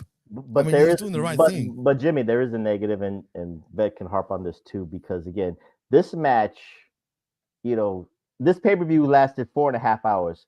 This match could be cut. Jimmy, how many minutes? We could have took away maybe about 8 minutes, 8 to 10 minutes of flips and flippity doos and spots and stuff like that. People in St. Louis, yes, if you love this match, God bless you. And I know Dave Meltzer will give it 5 stars. But again, the timing was so bad. This dragged on with you just adding spot after spot, false finish after false finish to get to the point where the Jurassic Express wins the match. And then you add on an extra 5 minutes with the Don Callis family coming in to attack them. And then you add another minute for Kenny Omega to have this look at the Young Bucks and say, what are you going to do? You're going to help them out or whatnot? And all this stuff, Vet. It is what it is. But you can condense 10 minutes of flippity-doos and false finishes to get your point across in a pay-per-view match. Right, Vet? Yeah. Unless you're the $37, and then you have to get all your shit in at the expense of everyone else. The catchphrase was killing the business for a reason. True. But I will give them credit because they made Jurassic Express look like $1 million. They were working their asses off. The Bucks really, to their credit, man, they were running around the whole match without even breaking a sweat. It felt like they were just on point. And that's why I'll praise the match for that reason. Right? Because like I was saying to you off the air privately in the text, I get put all the bullshit aside. Like you literally have to put all the bullshit aside. It's an enjoyable match. But that is the bullshit, Jimmy. Right, that's the problem. We can't put it aside. It was there taking up all the time, I guess. That's the problem if you condense 10 minutes of the bullshit to harp on it because you're trying to tell the story. I'm not, again, plus, this match was not a pay-per-view match. This is a filler match for Dynamite. This is actually, you're telling a story with all this money stuff and all this stuff, all the vignettes. This is a Dynamite match. This is a main event Dynamite match. Oh, 100% main event Dynamite, right? Then I would be excited for one of your wreckages where Vet is talking about a $500K main event match on Dynamite. Finally, a main event. Yes. But before we move on, it gets worse though, because at the end when it's all schmoz and everyone's brawling and whatnot, and the Bucks are like, iffing and ahhing, should they help and whatnot, and they don't in the end. The friggin' money was left on the floor. Now, Jack Perry looked like he was going to give him money at the end of the match. Believe it or not, it looked like that. They were going to accept it. And then, you had the Callis family running, right? But mind you, while everyone's brawling, the bag of money is on the friggin', it's just no one's attending to it. I'm like, the Bucks got to steal this shit. It'd be funny if they steal it and run away, right? And they didn't? And they somebody, didn't. Wait, somebody pocketed it, Jimmy. You remember, it was Luchasaurus. He pocketed maybe about 10. But that's he their pocketed money, 10 though. They grand won into it, though. No, I'm just saying he pocketed it. I thought right, I thought they were going to do the right babyface thing and throw some money for the St. Louis crowd. It looked like that. Yeah, not even that. Not even that. They want to keep it. Yeah, it's true. Yeah, but I just look. I just want to say one thing. I just want to say one thing, and then we can go. You all know by this point how I feel about the Young Bucks. One of the reasons that I like CM Punk is my hero now, when I didn't used to like him as much before, is because he got to punch them. But one thing I've never said, and nobody in the world has ever said, nobody ever said the Young Bucks couldn't go in the ring. Like, I've never seen them blow up. I've never seen them tired. I've never seen that they couldn't continue to do whatever kind of match they wanted for as long as they 100%. Wanted, even if it's ungodly, interminably long, like it sounds like this was. It was. So with that in mind, Young Bucks, since no one has ever questioned your gas tank, you don't have to keep proving it. You can have less of a match, like Professor is saying. No one has ever questioned your ability in that realm. It's everything else that you do that they question. So you could save us all that, show us, prove to us if you have to stick it down our throats, and I do mean that how it sounds. If you have to do that, do it by proving us wrong about all the other things we call you out on. But no one said that you couldn't have a fucking Iron Man tag team match, standing on your heads. We know you can go. We know you can't blow up. So stop proving it, please. We got 5 hours. Yeah, I'm glad you said that, because it's true. None of us have ever said they can't work. Nobody on earth has ever said that they can't, that they get blown up or anything. I'm glad you said that, man, to just, put it out there. But I agree 100%. Anyway, let's move on, because we went from one tornado tag into another tornado tag, a legit one apparently this time. Oh, okay. It is a real tornado tag. It is the Hurt Syndicate in Bobby Lashley. It wasn't supposed to be. It wasn't supposed to be, Jimmy. They just turned it into that. Did they? I didn't even realize it was supposed to be just a straight trios match, and then they got clusterfucked into it. But it's okay, because they messed up. Because they messed up because they already did the match. They did the match weeks ago. I know, stupid, bro. Anyway, as I was saying, it is Montel Montanius Porter, Bobby Lashley, and of course Shelton Benjamin against the what do you call it? What do they call it again? The Demand in Bishop Khan, Ricochet, and Toa Leona for your AEW World Trios Championship #1 contenders. That is tornado match. That's a lot. Say that 100 times without. Yeah, I won't. Anyway, I refuse. You said it beautifully, Jimmy. Go ahead. Thank you. Well, what can I say? We just saw this type of matches previously, and we get it again, 2 in a row. Back-to-back tags, huh? Back-to-back tornado tags, Vet. Keep that in mind. But Jimmy, we have to say this, because again, I would say the psychology of this trios match was good, Vet, in this purpose. They isolated Bobby out of the match. They isolated Shelton out of the match, and they focused on the weak link MVP and all that stuff. So they did what they were supposed to do on that one. But now that we know where we're going with this in the future, with the Hurt Syndicate, and now they got the win. They got the revenge for what happened on Wednesday from your review, Vet. Now the Gates of Agony and the Demand have turned into the comedy relief, because now they have nothing. They have no story. They have no direction. They have no point. Again, the Gates of Agony was supposed to get this, launch, thanks to the Hurt Syndicate, thanks to beating Shelton Benjamin. You ruined this. And in the trios match, Jimmy, you could say the trios match was decent. I'm not going to say it was good. It was good. It was good. Like I said, the psychology right. was right there for what they were doing with MVP and stuff like that. And again, they overcame the odds. They told that story. But again, the Hurt Syndicate got the win. I don't know about this creative control, but they keep proving proving us. You know, we keep saying the Hurt Syndicate got this creative control. Now the Gates of Agony, or GOA, whatever you want to call them, are suffering for this. But when they added the caveat of the trios titles number one contendership, it was almost a moot point, Vet. It really was. Because we know for dollar purposes, for ratings purposes, the Hurt Syndicate have to be the number one contenders for that. Spot on. You said it perfectly, Prof. My only question for each of you is, you know, a la carte, what did you get out of this? It was good. Because I, you know, for example, for me, like I would like in this, I would like. Well, I like most of the people. I don't really care about GOA, right? But I do. I'll take them rather than leave them per se. But you know, a Ricochet would be, you know, on the plate. MVP's on the plate. Sheldon Bobby's on the plate. You know, so I like all that. But you know, divorced from the booking and everything else. I mean, you know, did we get something delicious or? It was a schmoz, bro. Really. I see. You just had this course served to you previously, right? It's like you picture eating a mad main course, but without without your bib. So it got pretty messy. You end up getting all like sauce all over you and shit. Right. That's what type of match it was, but it was tasty. No. Jimmy, be real. They added too much. Well, for Jimmy, that's Jimmy's answer, but for you, Professor, they added too much salt for my story. That's I see. Too much salt. That's a bit oversalted. They oversalted this because again, what we want out of this, and just like Vic, and we were talking about this a couple of minutes earlier, and then we go on to the next match. Jimmy was right. They have a lot of dark meat. and you know, black people have high blood pressure. Zane, that's you. That's them. That's come on. But we were talking about with the Dynamite collision review.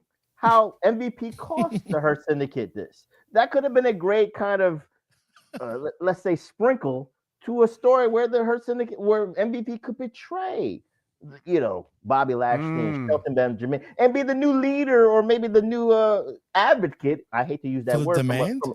Yeah, because I think that's what they need. That's what they need. They need MVP needs to Paul Heyman, Lashley, and Shelton for the demand. I like that idea. But then where do you put Ricochet in that? Just say he needs representation. Okay. For the single, for the unified title, for the TNT title. You just, you know, a lot of dark meat for that doesn't hurt. You know what, though, Prof? The sad part is that's too good of an idea for them to even come up with. It is. That's the truth. Like I said, no, it's not too much salt, Vet. It's too much pepper. I'm going to keep the theme going. Too much pepper. So we're going to sneeze at all this. Yes. Okay. So what's next, Jimmy? Oh, shit. That was good. That was very good, boys. I'm impressed. I didn't say it. Someone said about dark meat. I just said you got to add the pepper. Well, speaking of pepper, now we went from pepper to like salt to like oregano at this point, or oregano, whatever you want to pronounce it as. It is Cole Fletcher. This is your match now, actually, Vet. Versus Mark Briscoe for the AEW TNT Championship.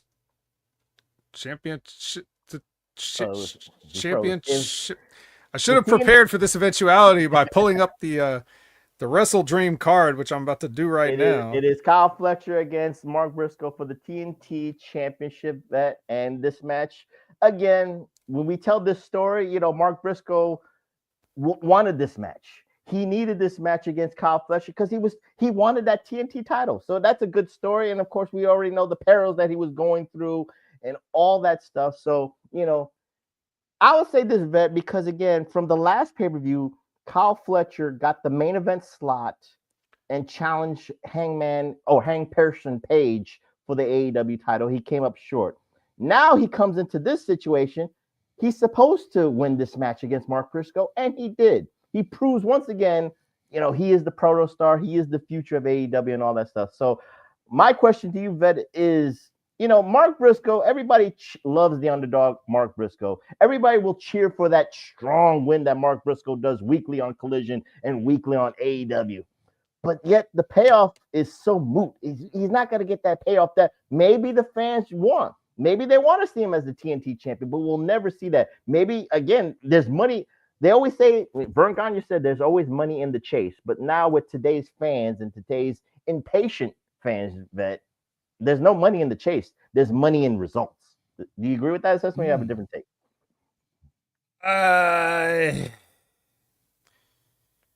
In today's atmosphere, I don't know if the chase makes a difference, because what they're trying to sell you is just the brand anymore, right? Yeah. Uh-huh. So I think the fluctuations in business, as far as those type of old school booking things, the fluctuations will be negligible. But that doesn't mean you shouldn't do it because it's the right thing, right? So this is the way I look at it. In terms of Mark Briscoe and Kyle Fletcher, you had a built-in story that you started by accident and you never followed through. We could have had like a big payoff in terms of how this went, because the way this started was Kyle Fletcher in the Continental Classic was basically ahead on points. And it was because of Mark Briscoe beating him that he was not able to win that Continental Classic or move on to the finals or whatever it was. But whether you care about the block points format, the round robin and all that is irrelevant. That's what they did. And that's the story. The story was Mark Briscoe spoiled it for Kyle Fletcher. They had a rematch. Okay. And Kyle Fletcher won the rematch. And they had a third match. And I was thinking, you've already messed this up, because you had a story where Kyle Fletcher's clearly on the rise. Mark Briscoe can be the guy, and people at sports understand this analogy. There's some teams that just have your number. There's some teams you just struggle to beat, regardless how well you do against other contenders. It's the same way with like championship level teams can beat other championship contender teams during a season. But when you, especially in the NFL, but when you play a division team, no matter how bad that division team is, you guys know each other so well, it's always a struggle. So Mark Briscoe could have been the answer to Kyle Fletcher, to the point where when he just beats Kyle Fletcher, and maybe he doesn't win hardly any other matches because you seem to like to put Mark Briscoe's shoulders to the canvas all the time. But when it comes to Kyle Fletcher beats everybody but Mark Briscoe. And that is something that gets in his head. So you have that story built in, and then you can separate them. They go down their separate paths, and when they converge once again for something like the TNT Championship, now you have doubt, because Kyle Fletcher's on a roll. He's a TNT champion. He came up short against Hangman. Surely he can beat Mark Briscoe, even though Mark Briscoe always wins. So right here, if you had told that story, or even if you didn't, if you pulled the trigger on Mark Briscoe this night and called back with your promos and stuff saying like, I've always been able to beat you when it counts, or something like that, just tell the story, and you've got a story there. And I think that they missed the opportunity with that. I think you're right. And Excalibur never kind of like harped. You said it eloquently, what you said, but Excalibur kind of does it matter of fact. You can't forget the Continental Classic, guys, where Mark Briscoe, did what he did. But it's kind of like, oh, that's an afterthought. They could have made that the story, like you're saying. Irrelevant. It could have been a relevant story point. But because of Excalibur and Tony Schiavone kind of like saying as, by the way, yeah, Mark Briscoe won, and thwarted Kyle Fletcher's, rise in the Continental Classic. It didn't mean nothing. It was just a TNT title match. I just wanted to go on your point like that. Yeah, I didn't even know they did that. So that's more credit than I would have even given them. But I'm just saying, like, you want to do something. It doesn't really matter who has the TNT Championship, but it would matter more to Mark Briscoe to get something, because even if it's just, your Employee of the Month award, because who's the only guy that like works every show? Like Mark Briscoe has a match on almost damn near every show when other guys take like weeks off. He's the workhorse of the company for sure, man. Yeah, so if nothing else, you want somebody to carry that belt to the ring multiple times. He's the heart of the conglomeration. That's Yes. that's not even a joke. He is. Right. And it's great. It's great to have something like that where he can have this thing on the side. He makes this silly thing work. He can be serious when he needs to. Like I say, he's a Swiss Army knife. He can do anything you need. You know, and I appreciate you joining us today, Franks, but your opinion is shitty. You know, this is a guy that is a benefit to any company that's doing this line of business. So you're doing yourself a disservice by not maximizing it. It's true. Facts, man.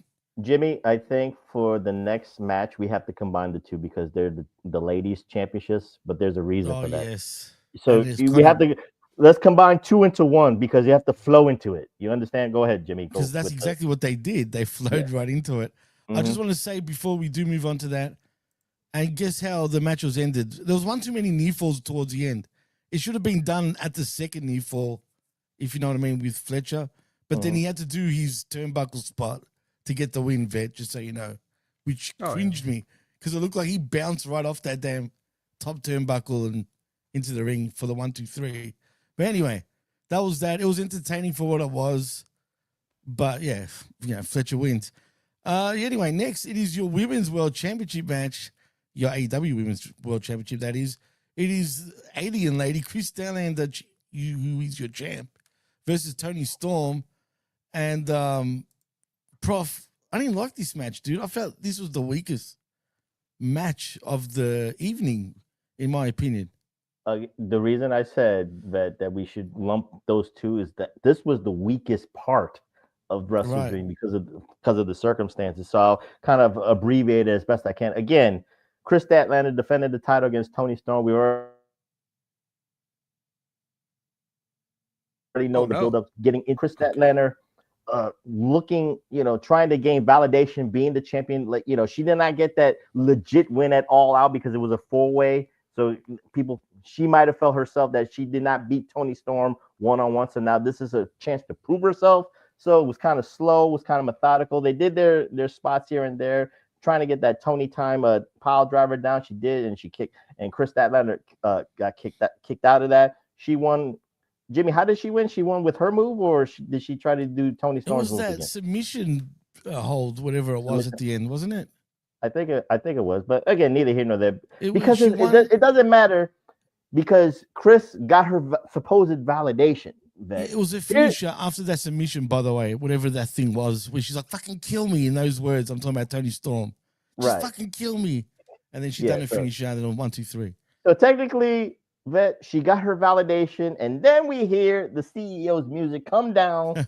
So I guess optically, we were thinking that Mercedes wants, she wanted to do an open challenge, but I thought she wanted to challenge Kris Statlander. It felt like a Money in the Bank contract.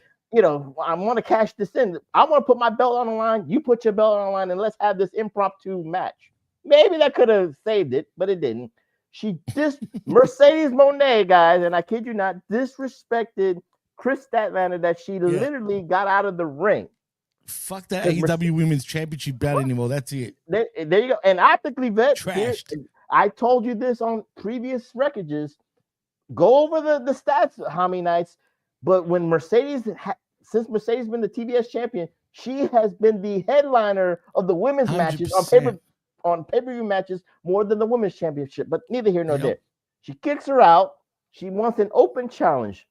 Now, Vet, people were talking about Viva Von.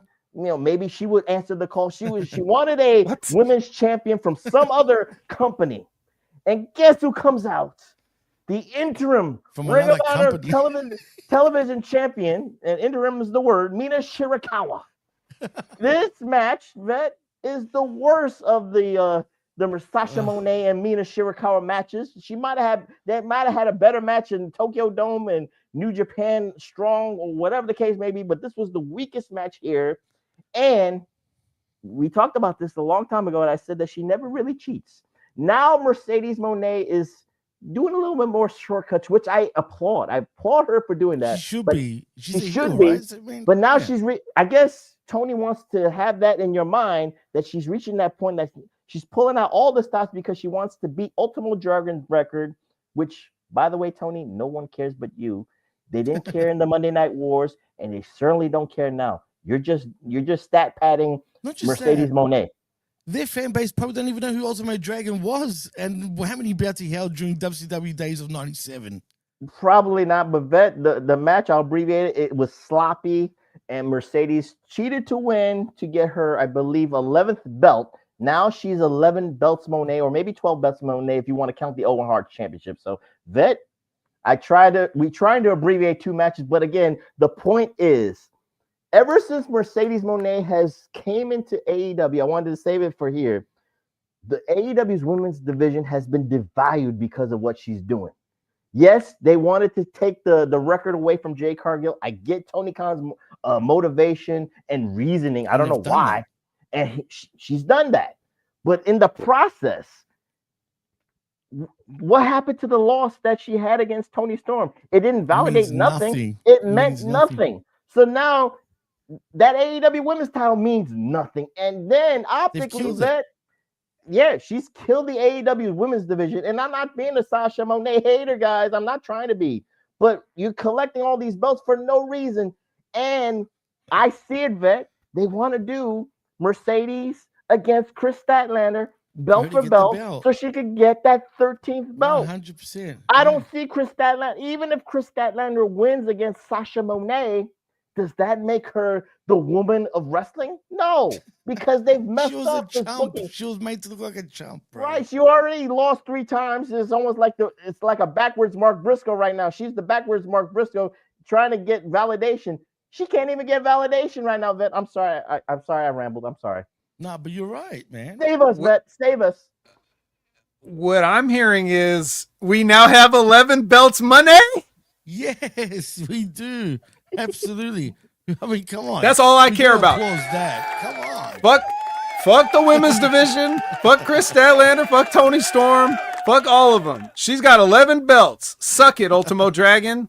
That's the only thing that matters. She could come in here, suck out all the resources like a parasite, and just leave everybody in a desert for all I care. She's the CEO. Who are you to question the CEO?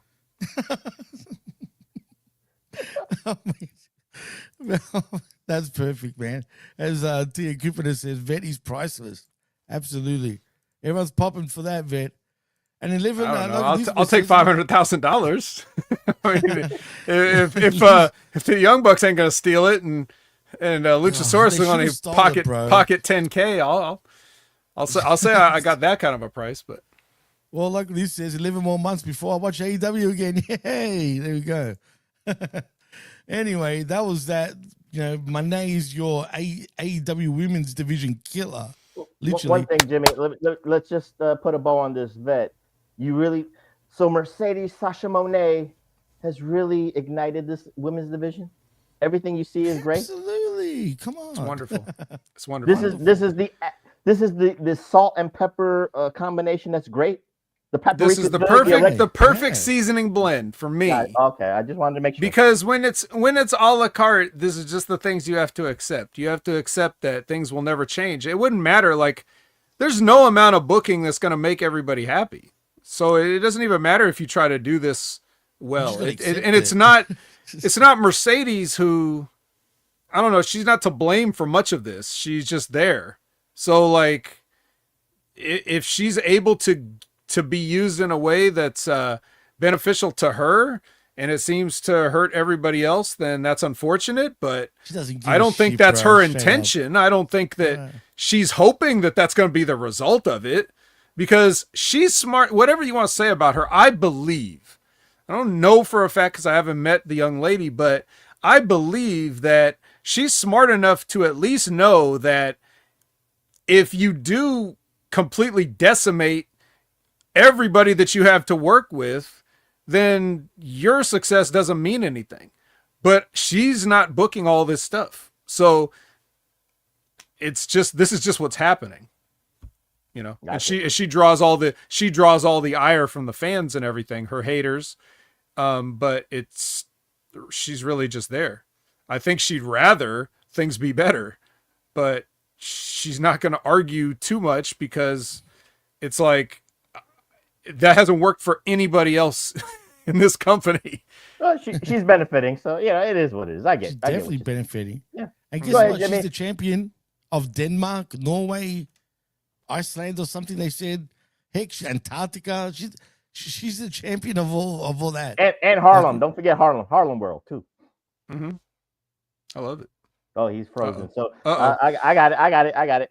You got it. Next match is for the AEW World Tag Team Championships as Brodido of Bandido and Brody King defend those titles against the Don Callis family of Kazuchika Okada and Konosuke Takeshita. What I liked about this bet is the entrance, because again we see like the little Easter eggs. We know that what is coming in a couple of weeks, or hopefully a couple of months if the story is done right, between Okada and Omega. I mean Okada and Takeshita. So what I liked about it was the entrance was Don Callis coming down with Takeshita first, showing how he's proud of the new IWGP champion. Mm-hmm. And then when Okada's music comes out, you see Don Callis running back up the ramp to come and escort Okada. So he's trying to play it down the middle, just like Bill Alfonso in ECW days. So this went on for 27 minutes. Flat, or maybe like a half hour, who knows? But again, this was getting close to like midnight stuff. So I was kind of like drowsy right now with this. But again, a lot of spots here and there. The psychology was that the Don Callis family of Okada and Takeshita was working on Bandido's, I think, shoulders. I think they were playing off that shoulder injury and stuff like that. And I think Bandido's son was in the front row, so he was cheering on his dad. Did he have a mask? Yes, he did. He had a mask on too. Perfect. And I think during this match, they were trying to do their Macarena dance. And then, of course, Okada and Takeshita stopped that from happening and all that stuff. But here's where it gets tricky. During this match there was supposed to be a finisher spot with Okada and Takeshita to take out Bandido. But, of course, with the psychology, what's going to happen. Bandido moves out of the way. Okada hits the Rainmaker clothesline on Takeshita. Takeshita goes out of the ring. It's a oh my God, I'm sorry. I can't believe I did this. Did you think we get that? No, we didn't get that. We got Okada smiling that he did the Rainmaker clothesline and it hit Takeshita. So after all that stuff, Brodido finds, overcomes all the odds and they get the win, they get the victory, and Bandido pins Okada, and that makes it prevalent because now Tony Khan, being that matchmaker like you talked about, said, oh my God, we got a book for this coming Wednesday, Dynamite. It's got to be Bandido against Okada for the unified championship. So again, it was lots of spots, good physical match. I like, again, the heat between Okada and Takeshita, they're playing off. We know where they're going with the future of that. So what say you, Vet, about that? So that's actually interesting because oh, and by the way, Vet, after all the smoke is clear with Bandido's son in the ring, they all did the Macarena. Brodido did a Macarena. They got it off. Oh, nice. Okay. Mm-hmm. I thought you were going to say the Don Callis family all flooded the ring, kicked the shit out of his son, but damn. No, they didn't. All right. Well, anyway, so it's interesting because the stipulation of, who gets a shot at who was carried over from the previous week, how we got this match, where it was like whoever wins in this double Jeopardy eliminator match, if the tag team champions beat Okada or Takeshita, then they get a shot at Okada's title. However, if Takeshita and Okada win, they get a shot at the tag team titles. So they obviously won that, which brings us here.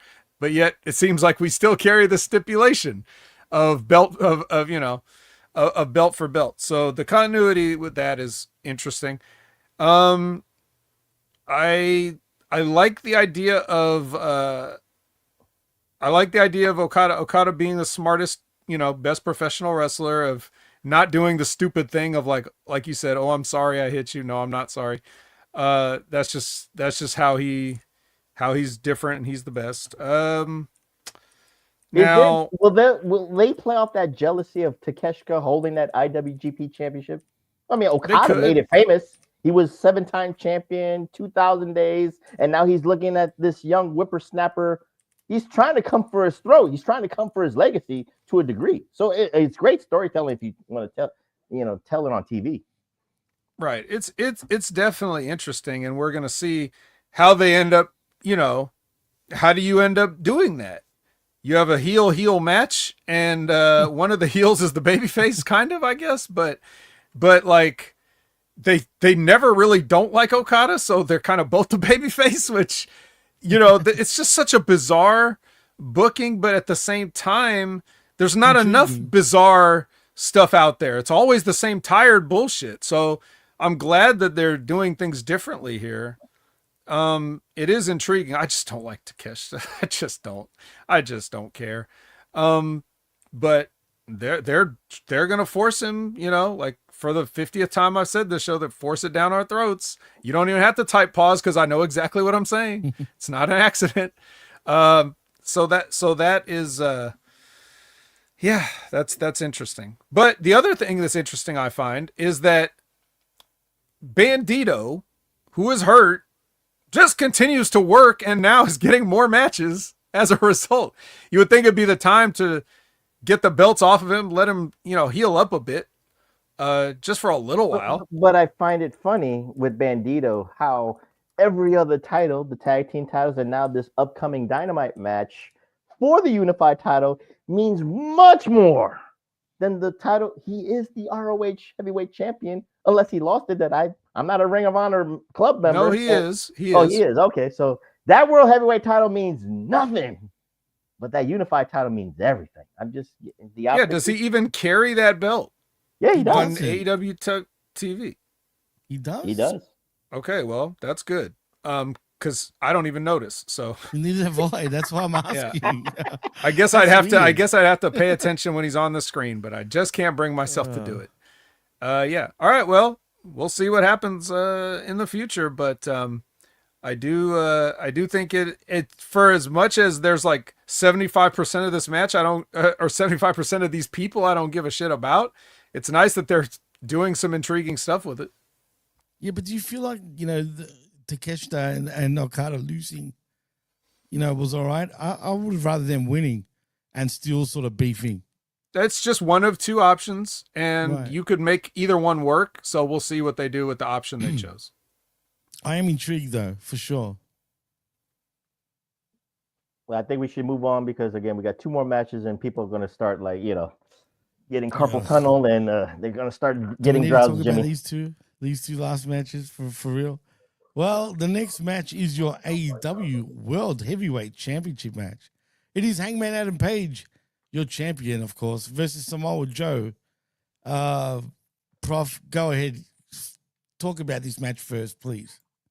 Well, we got here because, Hangperson Page dropped the trios belt on Samoa Joe's feet, and Samoa Joe did not like that. So, and of course, Samoa Joe reminds Hangperson Adam Page that you've never beat me, which I really didn't care even before that. I never kept stats on, Hangperson against Samoa Joe matches. So this is where we are. So the match is what it is. It's very physical and stuff like that. I guess the ending is what we're going to talk about because it took 3 Hangperson clotheslines to take down Samoa Joe finally for the 1, 2, and 3.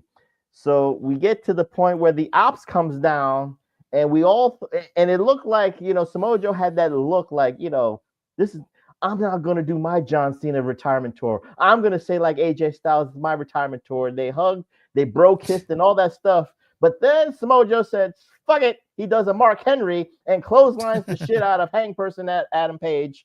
And now the Ops has turned heel within like 3 seconds. They all jump on Hangperson Adam Page. It doesn't matter now. The Ops are heels. They beat down Hangperson, and Samoa Joe, I guess he just flipped because he lost to Hangperson Adam Page. He couldn't believe that he lost. And now this rectified them turning heel. That's basically all I can say. They used the heat back. But I guess you could say optically, all the stuff they did for Hangperson at All In to help him become the AEW champion, now they rescind it and they want all the receipts back. That's the way it felt like mafia interest, coming back. Buyer's remorse. Buyer's remorse. It is what it is on that. Yeah. Well, you can't take it back now. It's too late. You Is this should have beat him in company- the match. Yeah. Took the belt. I'm sure they're going to have another match for sure. It's going to lead to Oh another God, one. But please.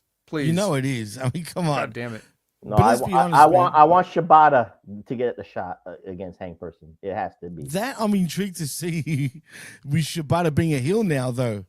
I think would be funny to see what happens. But in saying that, I like what Josh says. Hobbs should be the next challenger. But I don't like that we have all these heels now, man. There's way too many heels in this company.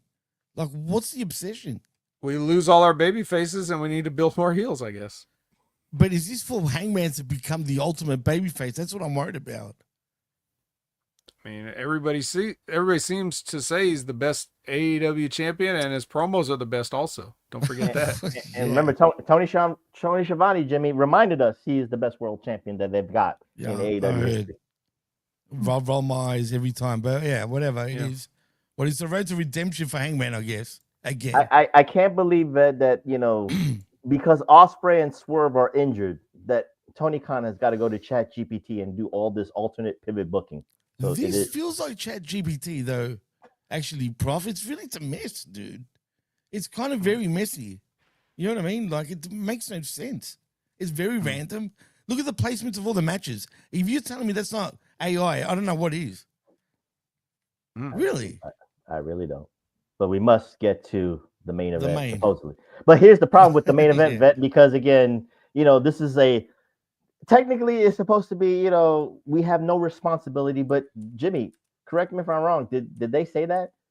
I don't think Jimmy, even no, remember how this is supposed to be non-sanctioned and all that stuff. Was it non-sanctioned? No, they didn't say that. They did the lights go down and come back on? No, they didn't. Did. Well, actually, they did during the match. Okay. During the match, remember, you know what I'm talking about. Oh, okay. I'm just saying. It's. But wait for that. We get to the supposed true main event, and that's the I Quit match between Darby Allin and Jon Moxley. And this was not Chat GPT. This was all from the mind of Jon Moxley and Darby Allin. I give all praises to them to coming up with all this stuff. So, Jimmy, I forget a lot of the let's say the Outlaw Mud Show shit, but I remember Jon Moxley taking a stick and putting it in Darby Allin's fingernails and trying to pop out his fingernails. That's one of the spots. I know that there's a bunch of chair shots.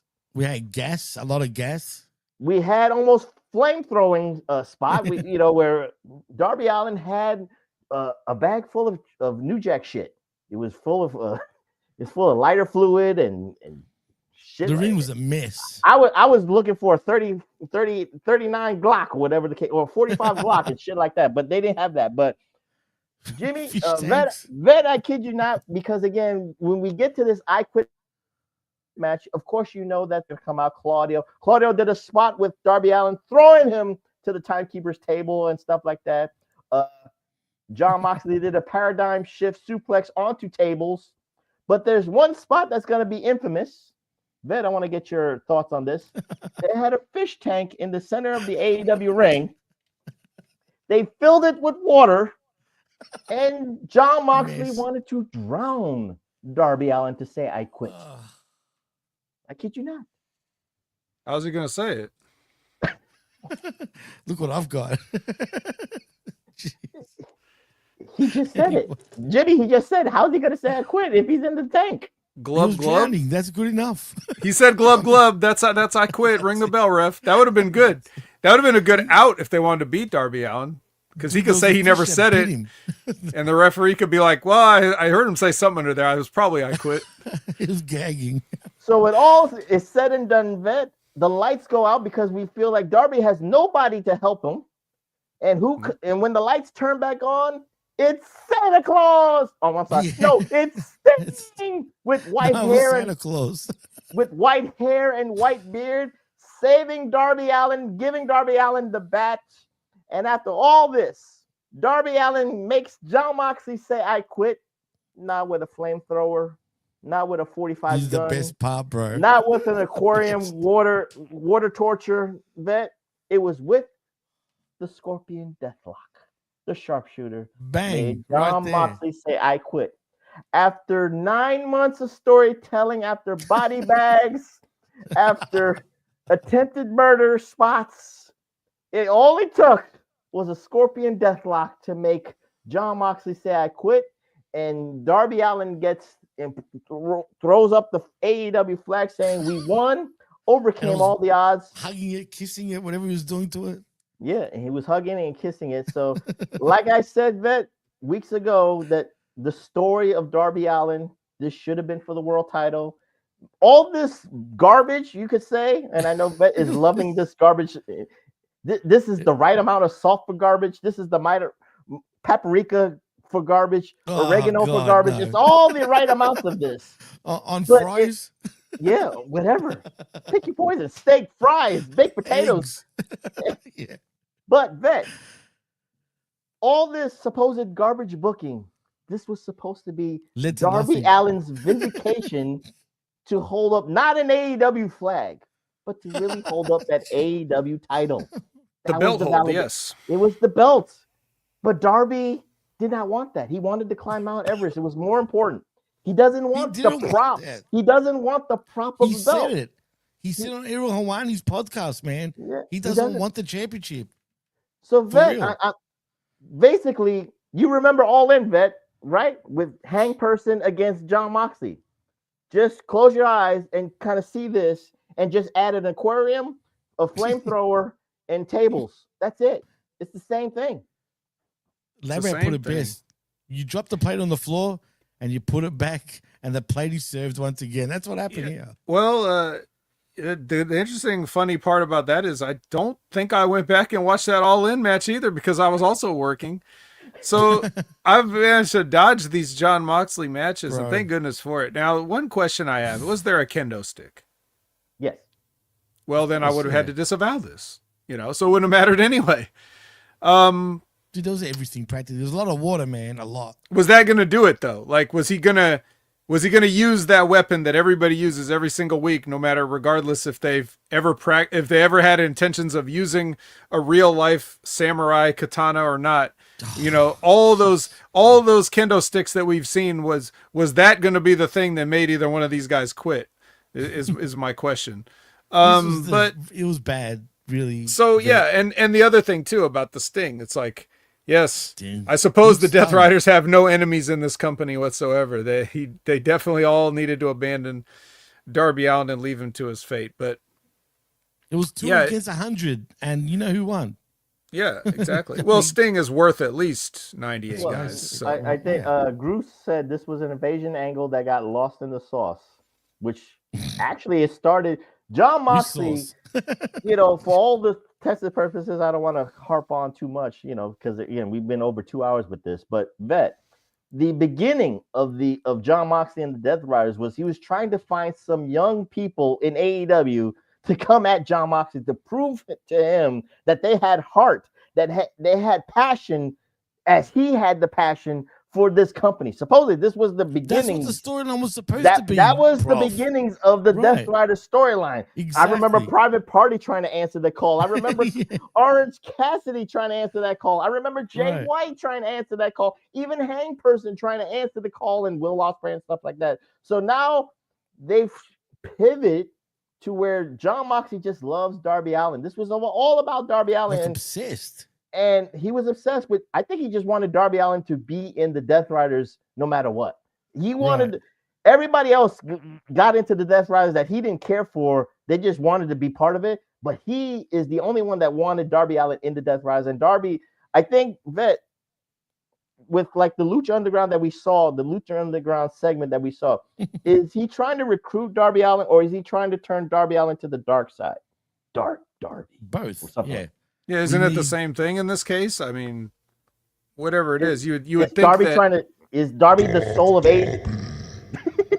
Is Darby trying to be the soul of AEW, the light of AEW, or is he trying to turn him into the dark side? Might as well make him dark. Everyone else is. Why not? I mean, he sort of is. He is dark, but he's not like. It's a different kind of dark. It's like Devil May Cry dark, if you know what I mean. The game. What's his name? He's more like Dante or something.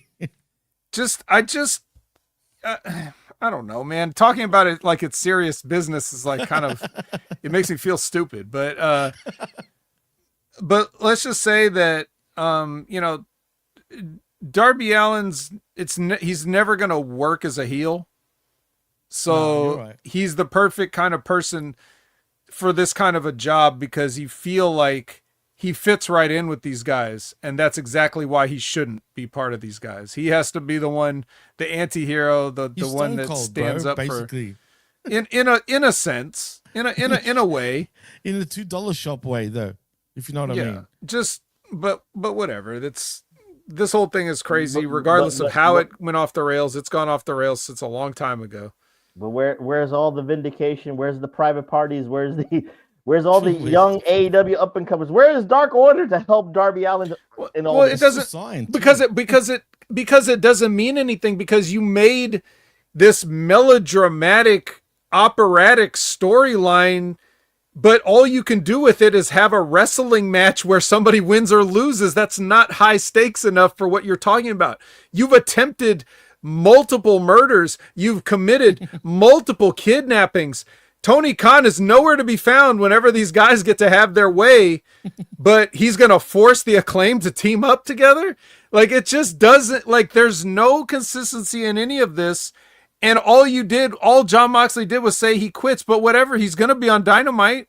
It's not going to change a fucking thing. Nothing happened. So that's why wrestling doesn't work for this high concept of stuff. Right? Like this bullshit is too cinematic. It's too melodramatic. It's too soap operatic. It's too much for just a simple, it's sports. Right. It's just sports, right?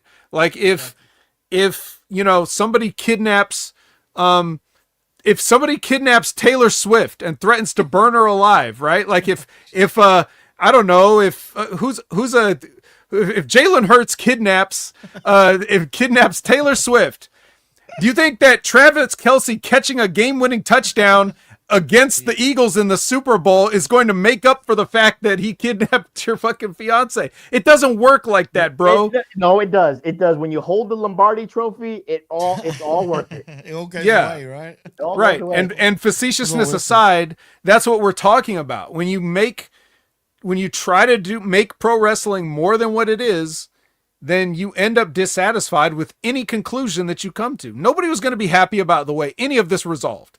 There's no way you can write a storyline with the Death Riders that would be satisfactory and interesting for a long period of time that could come to a conclusion at all. Everybody would rip it apart because it's too stupid for wrestling. And that's saying something. So just making wrestling simple and enjoyable. WWE has got a long way to go, but one thing they've done is they've simplified it to the bare essence of this is a live event business. When you come to our live event, you will have a good time. Whether the people at home watching TV have a good time or not, when you're in that building, you'll be having fun. You will be singing. You'll be dancing in the aisles. You'll be buying merch and going home happy. That's what you're going to do here. We're not trying to tell you that somebody's going to get murdered tonight or, set on fire or kidnapped or any of that stuff, even though it's all happened in WWE before. But we're done with that now. We've simplified it. We've got it back to half-ass sports. So that's a good start. And they're doing good business right now. They may be inflating the good business that they're doing. They may be able to fudge the numbers out of context and say all these things about profits and whatever. But the truth is what they've done is they boiled wrestling back down to the essence of sports, and they're trying to go with that, right? A lot less dumb comedy, a lot less necrophilia, a lot less of all the stupid shit that they did 20 years ago, right? To appease a certain sick fuck, right? But AEW is trying to hotshot the hottest of hotshots, the worst things that ECW's done to the extreme. Way worse, bro. So yeah, they're doing all this, but at the end of the day, all you get, like the professor said, is a sharpshooter.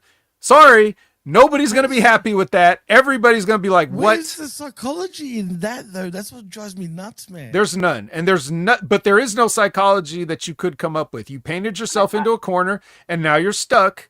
and there's no way out. You're going to get paint all over yourself, and it's going to suck. Yeah. Right. The Absolutely. only validation, Jimmy and Vet, for me for this match, even if you wanted to do like a chokehold with maybe like a chain around Darby's arms and stuff like that, and Moxley doesn't have to say I quit. He's just out, and then you do the old UFC rule. He can't continue.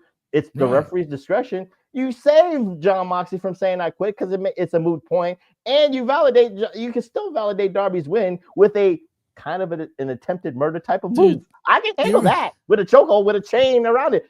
Optically, it's right there. Right. Well, here's how you get out of it. Here's how you get out of it. You can end the whole thing with one night. Okay. I'm not even joking now. I know it sounds like I'm about to set up a punchline, but I'm being dead serious. Okay. Since you've already been this dumb with everything, the way you get out of this is when Sting comes out, you have Sting hold the bat against Renee and make John Moxley quit that way. And now he has to rethink his entire life because he can't keep doing this. Now it's crossed over a line that even he can't cross. I'm not proud of myself for coming up with this, but I'm just saying, like, this would end the whole thing. This is how you get out of the Death Riders. This is how you get back to normalcy. This is how you explain with some reason and sensibility, like, what could possibly get John Moxley to stop being a fucking asshole? Like, okay, this shit is real now. I can't do this anymore. She's not going to let me do this anymore. We got a family. Got to rethink this. Come back. Reinvented John Moxley. Death Riders all go their separate ways. And then you make the storyline of how are we going to go our separate ways? What are we going to do now? This is stupid. What have we been doing? Are we completely insane? Like, this is supposed to be sports and wrestling. So I want the Hamites to understand what Vet is saying, because Vet, I know you didn't watch the pre-show, but Renee actually addressed this match. Yeah, I heard that. She actually said certain things that you're saying to a degree. I don't know how far he wants to go with Darby and all that stuff. You actually said everything that Renee was actually using an Easter egg. So the way you're booking it, Vet, I applaud you, because that's the way it should have went, because you played the Renee card with Sting. And you can tell babyface that way too. There you go. I don't know if you want to go that far. And no one's ever touched Renee. Right. Ever. Not in WWE, not here. So it would mean something. And Sting would be the only one that you can understand him holding Renee to that point of, wait a minute, I got your wife here. What you want to do? I mean, you want to go sickly where he could be holding Renee's daughter and Renee together. Like, what you want to do? What you want to do, Mox? What you want to do? Yeah. What about that way? Zane says, if you want to do business, do the Sting thing with Marina, unless something bad happened and Roderick Strong can finally be serious. There's no business in Marina Shafir and Roger Strong. Get out of here. That's why you're on the sidelines, kid. And that's it, Vet. And we went to dark after all that. All right. We're done. Well, we're done. Looks like there's been enough talk. Yeah. Well, insane. But that was brilliant. Just for the record, I'm going to tell you right now, Vet, I'm going to clip that. That's going to be clipped 100%. So that's so I can get it around, because there's gonna be footage of me having to dignify this crap with a response. Oh, well, damn it was a great actual answer. He doesn't want to be tagged, Jimmy. You know this. He said this. That was AI, Vet. I never said that. Don't check the tapes. No, I'm being serious. I'm gonna clip that if you give me the okay. Yeah, do what you want. So. Thank you, man. Well, in saying that, Prof, since you're our guest, tell them where to find you and what you're up to and what's next for the Pro Wrestling Reflection. How many nights? If you see the link right there underneath my name, you just follow that and subscribe to the Pro Wrestling Reflection YouTube channel, where we host the most nostalgic content out there and available on the Hami Media Group at podbean.com. We just dropped a very special What If episode.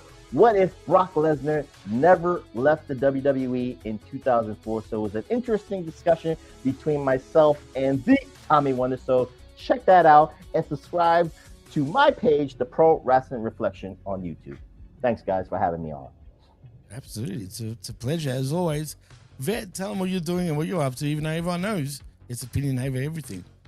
That's right. Opinion Haver everywhere. And check out the Next Level Wrestling Review every Wednesday, 8 a.m. Pacific, 11 a.m. Eastern with Big Ray Hernandez. Check out the Impact Attack tomorrow night as we record this. As soon as Raw goes off the air, Impact Attack with Brandon. We're going to talk about TNA.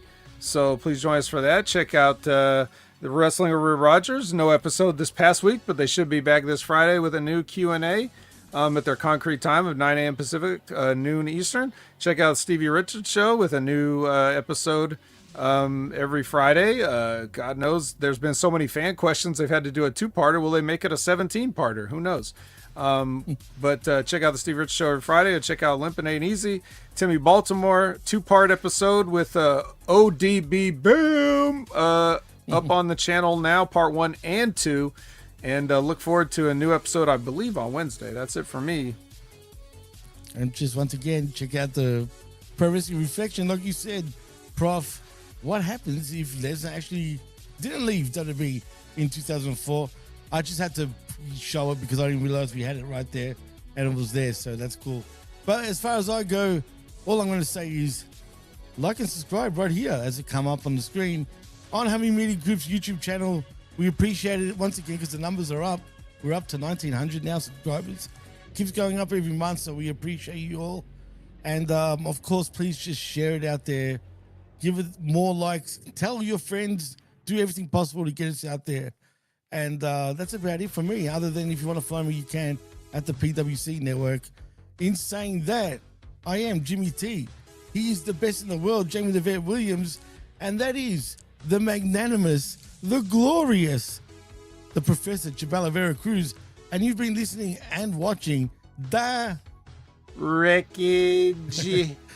live on Hammy Media Group's live on Hammy Media Group's YouTube channel. And of course on channelattitude.com after the fact. Till next time, peace out and see yous.